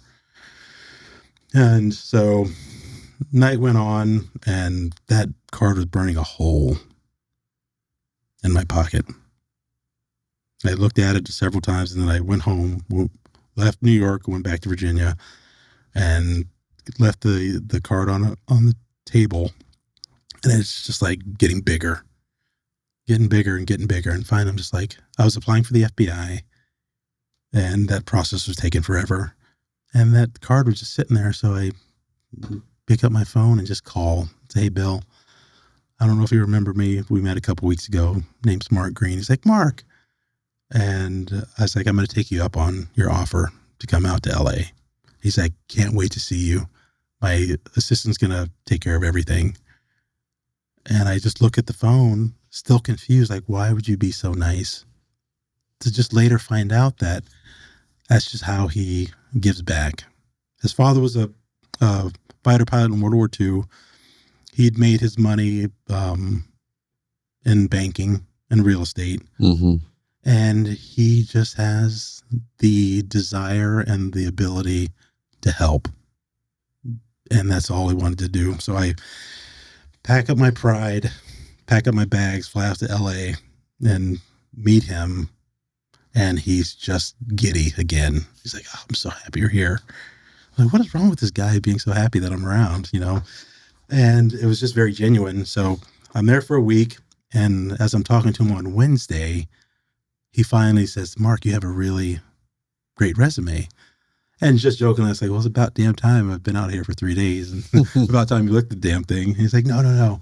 I'd like to read the resume, get to know the person, observe the person, and fill in the blanks if there are any. He's like, "You have a great resume." He's like, "However, I would be doing you a disservice if I sat you behind the desk and did TPS reports for the next 5 years." I was like, "Okay, quoted some Office Space. Give the man respect." But he's like, "Do you want to go to USC? I'm going to see the dean of the business school." So in his observation, he knew that I would not be a good fit for his commercial real estate company, but he knew I'd be a great fit at USC. And because I didn't research who this nice gentleman was, turns out he was a trustee at USC. So we go to USC, and it's graduation week. It is absolute chaos. I get on campus. I'm like, man. And wow. I was overwhelmed in the best way. And I look at Bill and I was like, God, Bill, this would be such a great place to work. He didn't say anything. I didn't say anything. I went on the tour, met with the dean, flew back home. And 2 weeks later, he called and said, everything we talked about 2 weeks ago, forget it. I got you 4 interviews at USC. And I look and say, well, Bill, what am I interviewing for? He's like, nah, don't worry about it. Just don't suck. And hung up the phone. So I get a USC tie and I, dust off a suit and I fly out to LA to do this interview. And I'm just going to practice because I'm not going to getting reps in, right? Yeah. I was like, LA is weird and kind of gritty and dirty and nobody wants to I don't want to move to LA. My family's in Virginia. I'm obligated to my family. So I sit through this interview, the first one, and as I'm off to my second one, Al says, hey, Mark, come on back before you leave campus today. I'm like, sure, Al, no problem. And so I go do my other interviews, come back with him, and sitting with a very serious look on his face, and he says, what's it going to take to get you out of USC?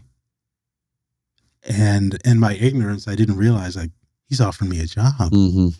So I throw out a number that I think is astronomical, right? In my ignorance, I say $150,000 because I expected him to say, you little punk, you better get out of my office, $150,000. It's a place of higher learning. We don't have that kind of money floating around. A private university with a $10 billion endowment. I was about to say, it's USC. Yeah, it's not bad. So then I'm like, shit, I didn't plan for that. And I was like, well, my wife is an audiologist. She didn't have a job out here. What does your wife do? She's an audiologist. At the time, she's an audiologist. She picks up the phone and calls the USC Medical Center. I'm like, shit. And says, hey, do you I got a guy I want to hire. Do you have any positions opening at the center for audiology? It's like, Al, we'll figure out something, anything for you. And I'm like, damn, strike 2. So then I pull out the trump card and say, well, I have 3 kids. One's getting ready to start high school and 2 young girls. I don't know where we're going to live. I don't know where they're going to go to school. Schools out here aren't the best. Gets on the phone again and says, hey, I got a guy I want to hire.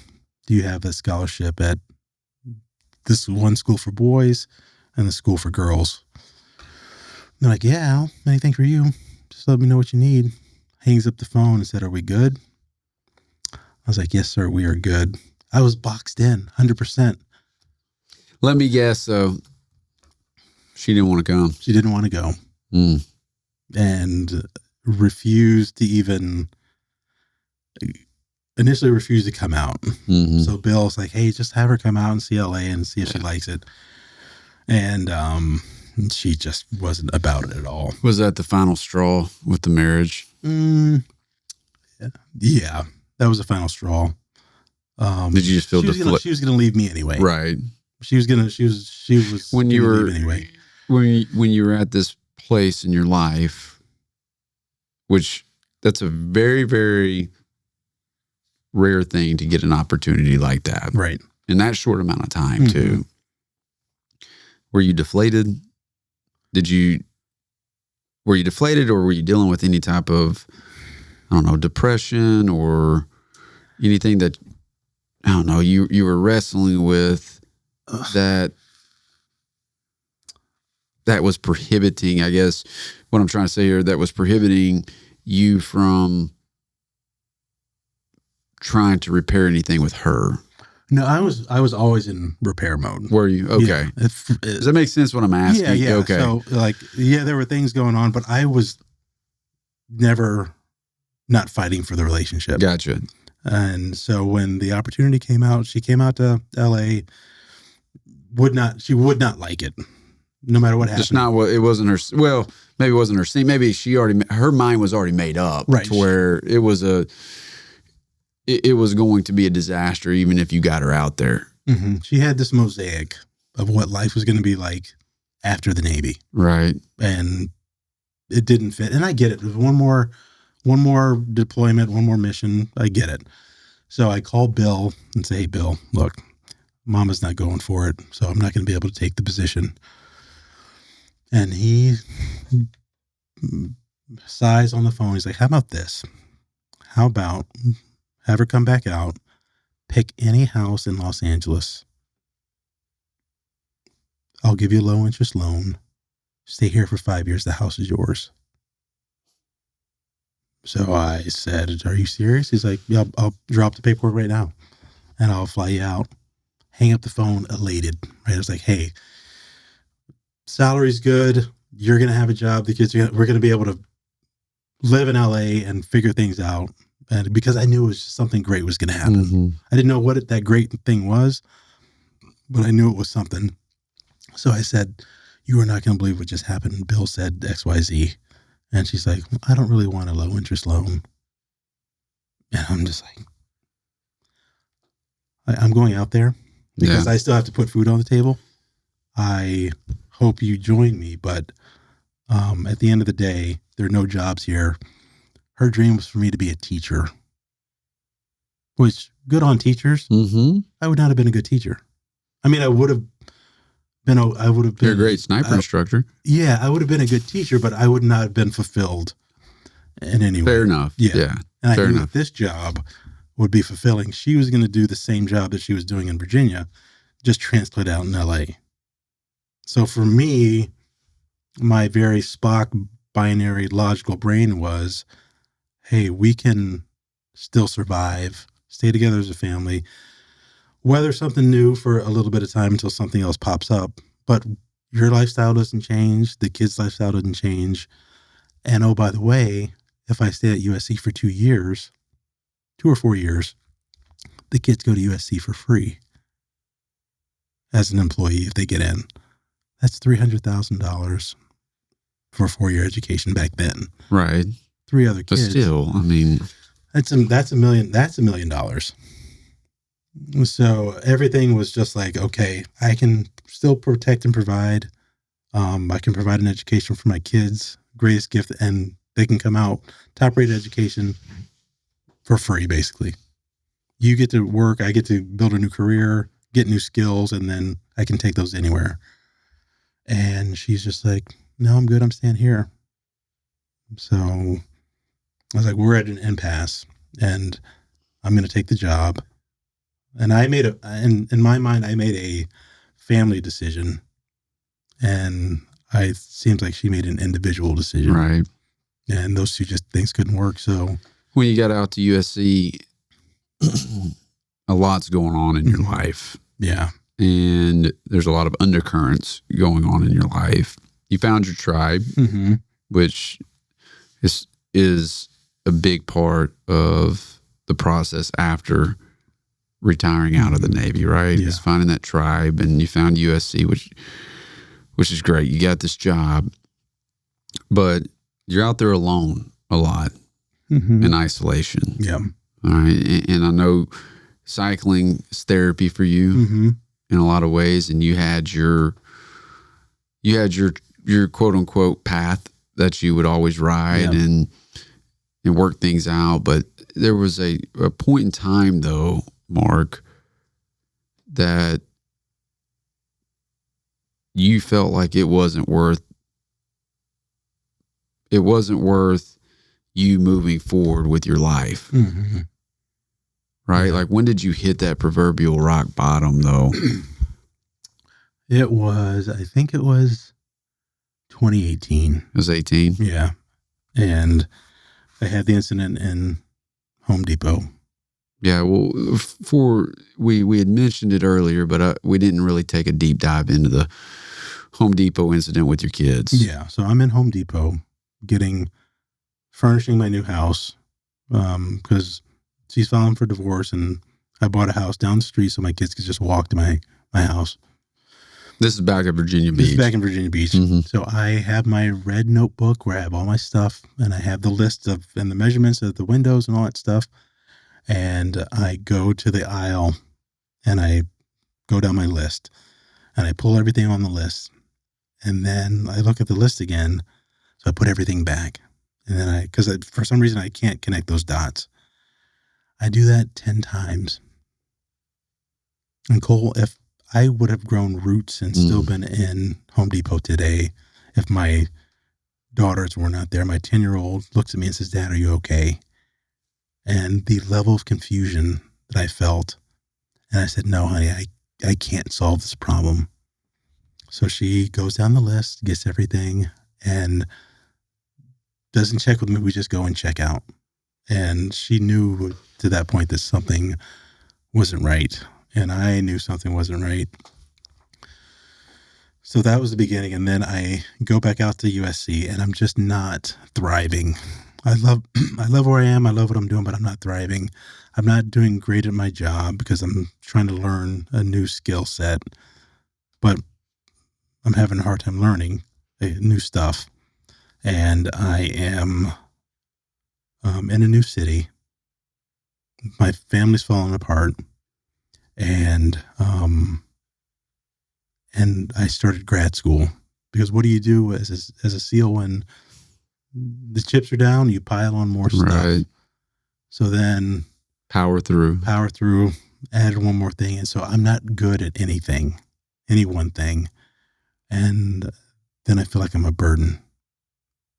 And once that burden mindset creeps up, then it starts to mushroom, and it's like, well, if I'm a burden, what if life's just better if I'm not around? So I had this really dear friend out in LA. She had worked at USC, and she went on to do different things, but she had been in the same spot before and attempted to take her own life. Survived it, and she could just tell something was off. I didn't have my smile. The light wasn't there. So she just one day, randomly out of the blue, she called and said, "Hey, are you okay?" And I'm like, "Funny you should call." It's like, "No, I am not doing great at all. I have guns in the house. This is going to pass because I still have stuff to live for. But can you come over and just get the guns out?" And she's like, "I'll be there in 30 minutes. And before she hung up, she said, "You know, we all love you around here, right?" And she's like, all our lives are so much better that now that you're here. She's like, "I just want you to know that." And that was the one, hearing that put everything on pause. So I was like, okay, I'll see you in about 30 minutes. Target was down the street, 15 minutes away. So I leave the apartment and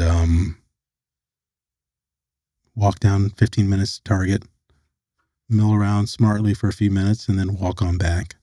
So as I'm walking back, she's pulling in. And she's a guardian angel, man. Yeah, she pulls in, gives me a big old hug, and she's like, "You know, we all love you around here, right?" I was like, "Yeah." And I was like, in the closet, in the back room. Never says another word. She comes out, hops in the car, takes off. And because I knew it was going to pass, I just needed, at that moment, I did not want to risk having access to a permanent solution to a temporary problem. And that was my turning point. It's like, look, I need help. I can't do this on my own. I'm not thriving. And I'm thinking of taking my own life when I have 4 kids to continue to raise. And I just got to figure this thing out. So I have to seek out help. And there's tons of help out there. And I was trying to get help, but that moment made things more real than it had before. Why? So when you're at that point, and everybody, I don't want to say everybody, but I would hope that the majority of people that are going to be watching this and listening to this understand the statistics and the epidemic that we face with our veteran community and suicide in general. So like this is, it's truly an epidemic that doesn't get talked about enough. Right. And there's a number out there, 22, that's more than that actually, if you really look at the God honest statistics. But we need to start taking those numbers down, honestly, to the point where it's 0. And that's where my question is for you. Like, why does so many lose hope? Like, why do so many just give up when they think there's just nothing worth living for? I think it's what we talked about before, just the identity piece. And Yeah. how do I fit in? How do I integrate back in? What am I good at? So if you have that cocktail of like, what am I good at? Am I even valuable anymore? I've lost my tribe. As I've your lost my mission. self-worth is decimated in Right. your own opinion. Right. And you're like, And you're living in it. and then let's say you start spiraling and substance abuse comes in, and it's just that downward spiral. And for me, I'd never felt like a burden before. It was that moment at Home Depot that really triggered that. I was like, man, something's not right. But with everything piling on with work and professionally and the divorce and just not, and then the invisible injuries, I was just like, I'm not going to get better. So now I'm a burden. And what if I relieve this world of this burden that I am? And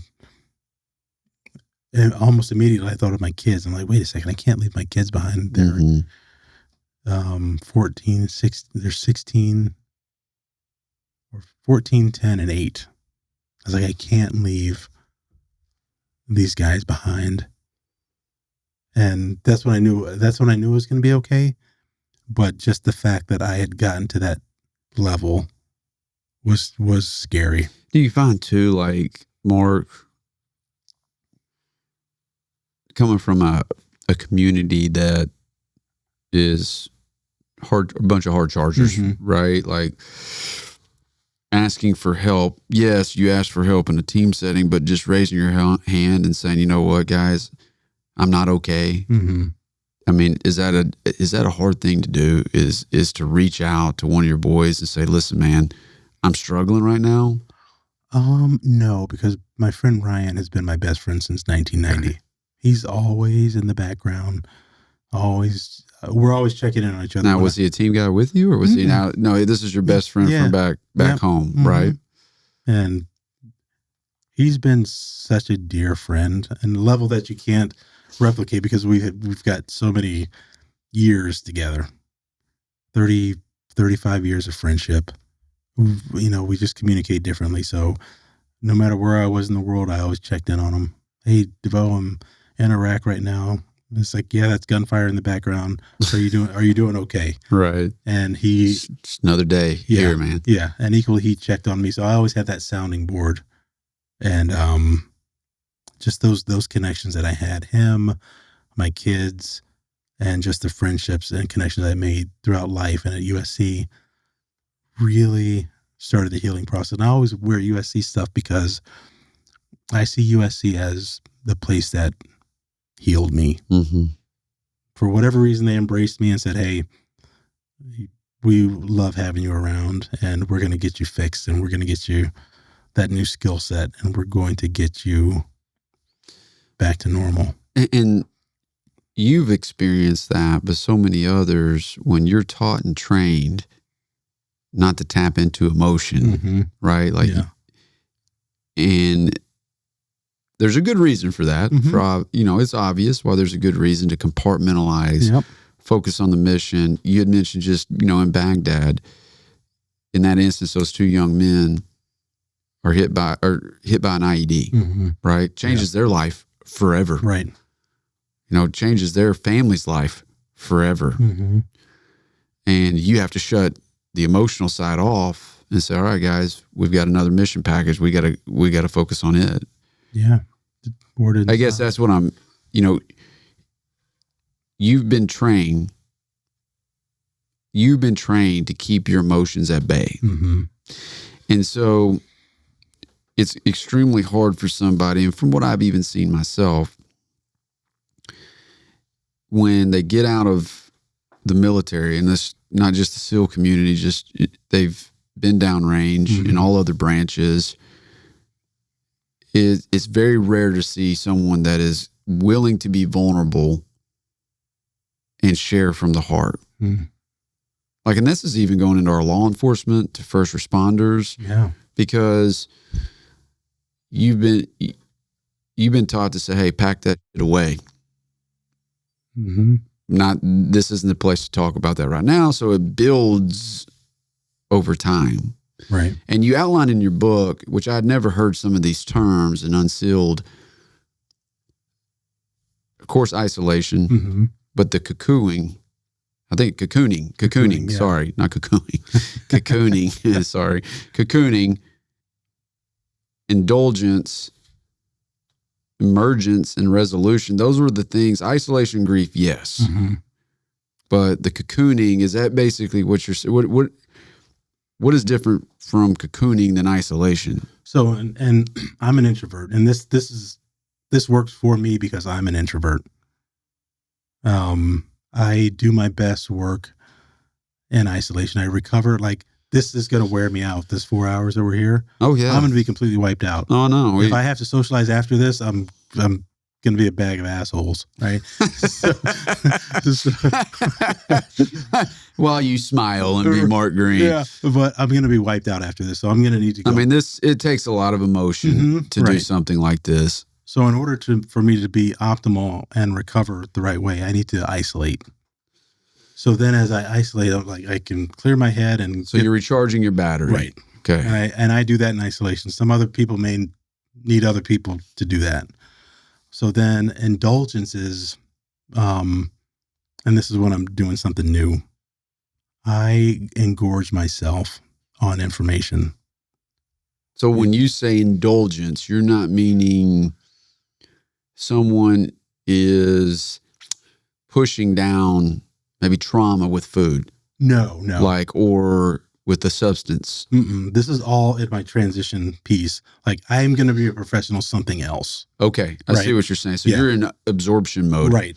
And as you've got to know me, I'm super curious and I ask questions. So I need to engorge on all that information, sift through it and say, okay. But to that point, sorry, like, do you not see that do you not feel though, like some of your guys that you've served with and that come from your world, you're a curious man, right? Which I love. Like, you're seeking information and you do something with it. Do you think maybe in the recess of their mind, they're saying, look, man, they're talking to a guy like me. And although, yes, I find what you have done in your career fascinating, I find what's more fascinating who you are at the core. But maybe a piece of it is like they are questioning their self-worth, so they're not willing. They don't want to look like, by asking these questions, that they're weak in some way. Does that make sense? Yeah. So, it's definitely a paradigm shift. Right. And I hate to say it this way, but it takes a certain level of courage to put yourself out there. I mean, that's the truth. Yeah. I mean, it really does. And not saying that they're not courageous for not doing it, but there's a block at some point. It's like, hey, look, I've not hit, I think I could get to this point because I hit my rock bottom. And luckily there was no alcohol or substance abuse involved in that rock bottom. But it was like, I've always sought help. I've always sought guidance. I've always sought filling in the blanks. So being vulnerable is easier for me because I'm continuously self-evaluating. I have a discrepancy here. How do I fix that? So when I indulge on stuff, I'm like, I'm not as well versed in this one thing. Get all the information you can and absorb it in the way that you absorb it. So going through that, to that point, and going through the phases of transition in your book, you speak about isolation, right? And you unpack what really isolation means. Does it go from isolation to cocooning? Is there an actual specific, is there a specific formula to it? Yeah. So these go horizontal. Okay. So it goes isolation, indulgence, cocooning, emergence. That makes sense. Grief, resolution. Grief's a powerful one. When you say this, is it grief of like, hey, you got to let go? Or is it grief of teammates lost? Is it grief of lost marriage? I mean, yes. Okay. It's all that. So I was going through, I go through all these steps and I emerge and I'm I've resolved myself. I'm not a team guy anymore. I'm doing something else. But there was still something that was missing. I was like, there's still something, a void that needs filled. And by the time I realized it, I was like, wait a second. I'm still grieving the loss of Michael back in 2000, grieving the loss of my father, grieving the loss of my marriage, grieving the loss of being a team guy and everything that went along with that. And you know, I need to go through the grief process. Let's spend a little time on grief about your father. I missed this, and I don't know how I missed it. You had to make a tough decision about your dad when he was in the hospital. Yeah. Yeah. He had come down with a rare form of bone cancer called chondrosarcoma. And he was cutting grass and slipped. Thought he pulled a hammy, thought he pulled a groin muscle, and then continued on. Wouldn't get any better. And after a month or two, he's like, goes to the doc, say, "Doc, this isn't getting any better. Feels like I just tore the damn thing." He gives him some Motrin, pats him on the butt, and says, "Yeah, I'll see you in a month." Still nothing. So he goes in and gets an x-ray. And the medical center is about 15 minutes from my parents' house. He went in to get an x-ray. It's like, "Hey, we'll call you if we see anything." So by the time he left the hospital and by the time he got home, I think they tried to call him like 10 times. And so knew something was bad. So they're like, "Mr. Greene, you have a mass on your hip. And we need you to come back right now because we need you to do a biopsy." So he goes back, does the biopsy. Turns out that he had that form of cancer that generated from a fracture he got in his hip when he was 15. And so it's been slowly growing in there. So finally it gotten brittle enough to where when he slipped, he actually fractured his hip. And that cancer just started leaking, unbeknownst to him. So they schedule him for emergency surgery. So we go up there and the doctor's like, "Hey, we get in there. Here's the plan. We're going to get in there, get the cancer out. Unfortunately, we're going to have to replace his hip and do that surgery, get him out good as new." So they take him back. 30 minutes later, they're back.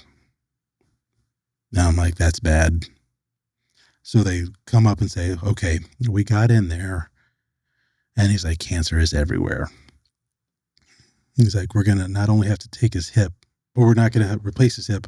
We have to amputate his hip. We have to cut out part of his gallbladder and just start from scratch and hope for the best." My mom goes into a state of paralysis. Right. And then I look at the doctor and say, "Doctor, I got one question. Is what you're going to do going to save his life?" And he said, "Yes." I was like, "Go take the leg."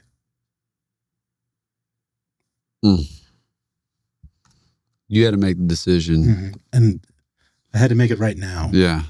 And so I was like, okay, if you're going to save my dad's life, then go ahead and do it. So they did the surgery hours later. And I felt like I'd violated so much trust because I made the decision for him to lose his leg. Right. So I don't know if you've seen that movie Poltergeist. Oh, yeah. And so there's a scene in where she's running down the hall and the hall stretches. It seems like it's a mile long. So as we're going into recovery, it seems like that each step I take seems like it's one step towards a mile away towards the room. So we get to the room, turn right, and I see him, and he didn't have his leg, and he looks like a child. He was the biggest person in my life. Without his leg, it just looked like a baby. Did you cry? No. You never cry? Still haven't. So he's coming out of recovery, and he opens his eyes, right? And he looks at me and says, "Oh, hey, buddy, how are you?" My heart is broken because I know when he wakes up, he's going to say, "What the fuck just happened to my leg?" I went in to have hip surgery, and I come out an amputee. Who said you could do this? And I know they're going to say, "Your son said go ahead and take the leg. So, months later, I get assigned to the sniper school by the grace of God, because Indiana is only 2 hours from my house. So as my father is recovering, I get to go home and hang out with him all weekend until it comes back and he gets terminal. But the thing is, he never complained one time. I never heard the man complain once. And he said, so he asked me, he's like, it's pretty strange to go into a surgery and then come out without a leg.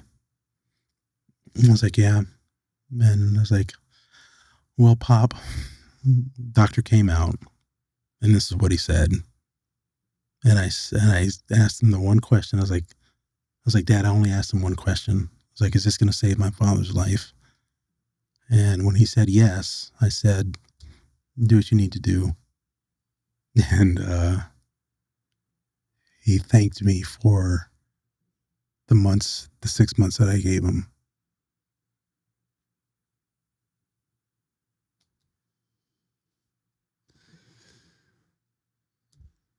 Spending that time with your dad in Indiana, those 6 months, were those some of the best months that you've had with your father? Yeah. And sometimes we sit in silence and watch the game. Mm-hmm. Sometimes he would tell the same stories he told since I was some of the first memories. But one time, when we talked about his father being addicted, he knew that I would experiment at some point.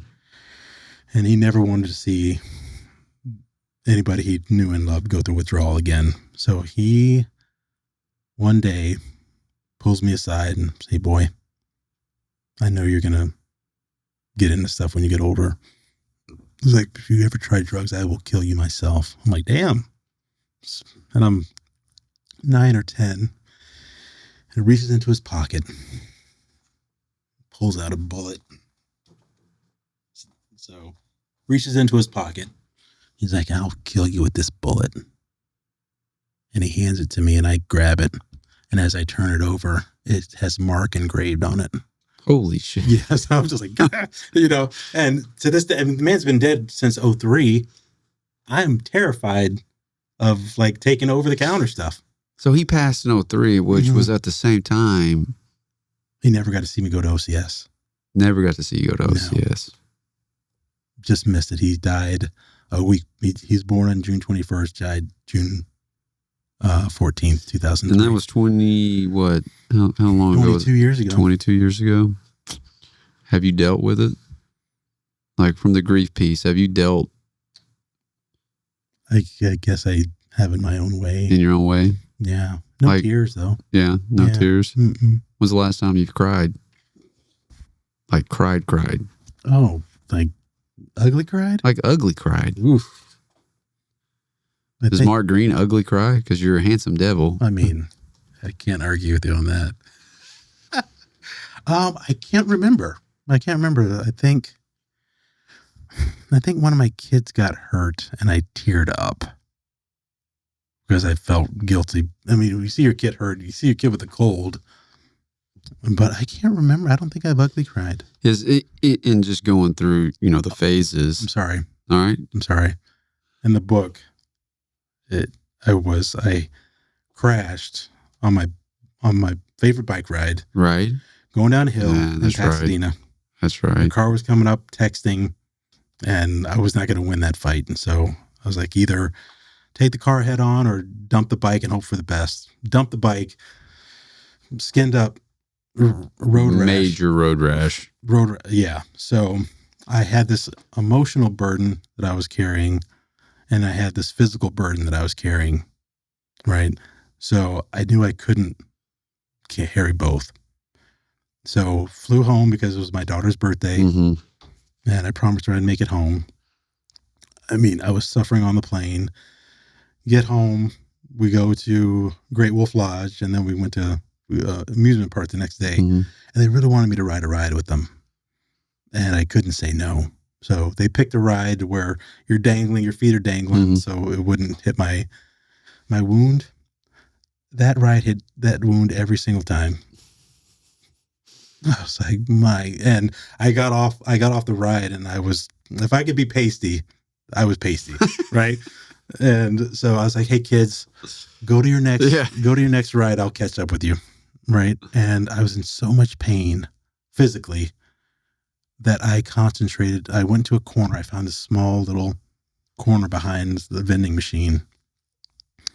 And I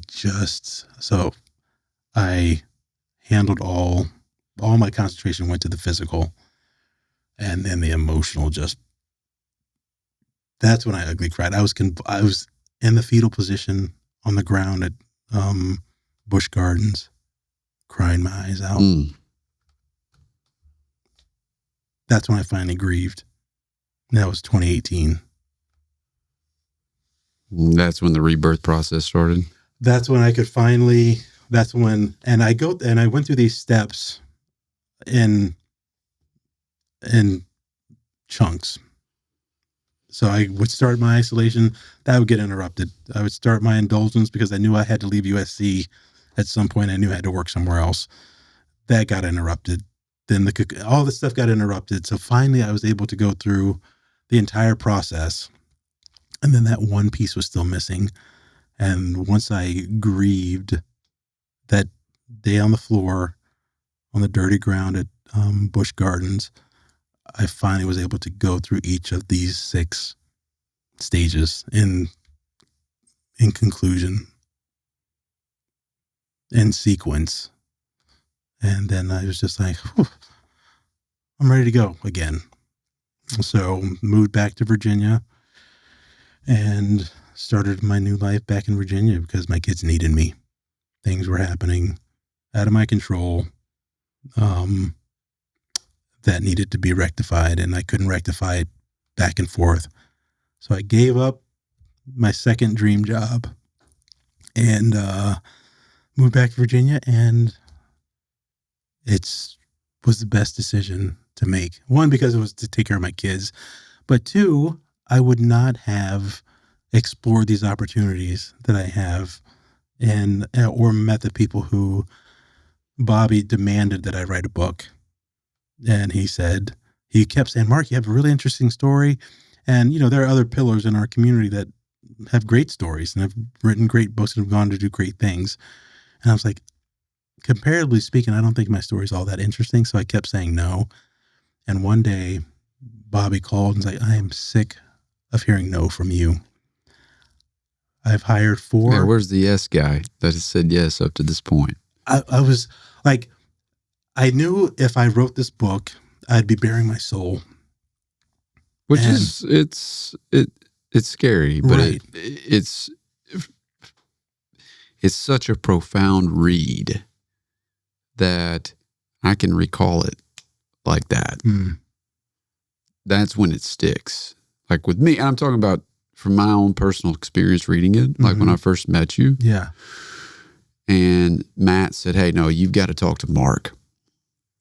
Like this guy's got the place for the resilience playbook, right? And because it's not just a book on mastering life transitions for someone that might be coming out of the military, this is a story about life in and of itself is one big transition, regardless of who you are. Because no one's coming out of this world unscathed. Right. So there are moments in time when I'm reading in your book, which we've covered, of course, on the show, but that hit really deep with me, right? Like the story around your father and you having to make that decision. Yeah. That resonated. The story around, having to drive your fallen teammate's wife to the house while vowing to silence, knowing that you carry around that to this day, hits home because we all carry around something. Yeah. Right. Yeah. And for you to put that out there is incredibly brave. And it's not, and that's the thing. And I love the community, the books that have come from the community too. But this, shows the vulnerability side that the community needs, in my opinion. Yeah. Right? To where you have to drop the mask of masculinity and say, look, guys, this is honestly the raw and real truth. Yeah. We're losing too many of us. And even if they're not a statistic, they're hiding in plain sight. Right. Which is not okay. And one, not tragedy, but one event away from.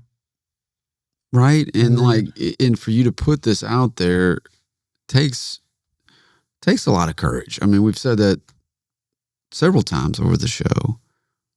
And so just briefly for for those that are watching and listening,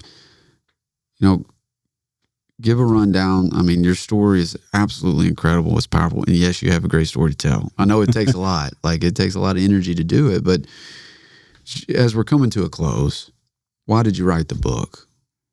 I wrote the book because I knew there was a need for it. There's a space for, get up and go and rah, rah, rah and do what I do and you're going to be successful.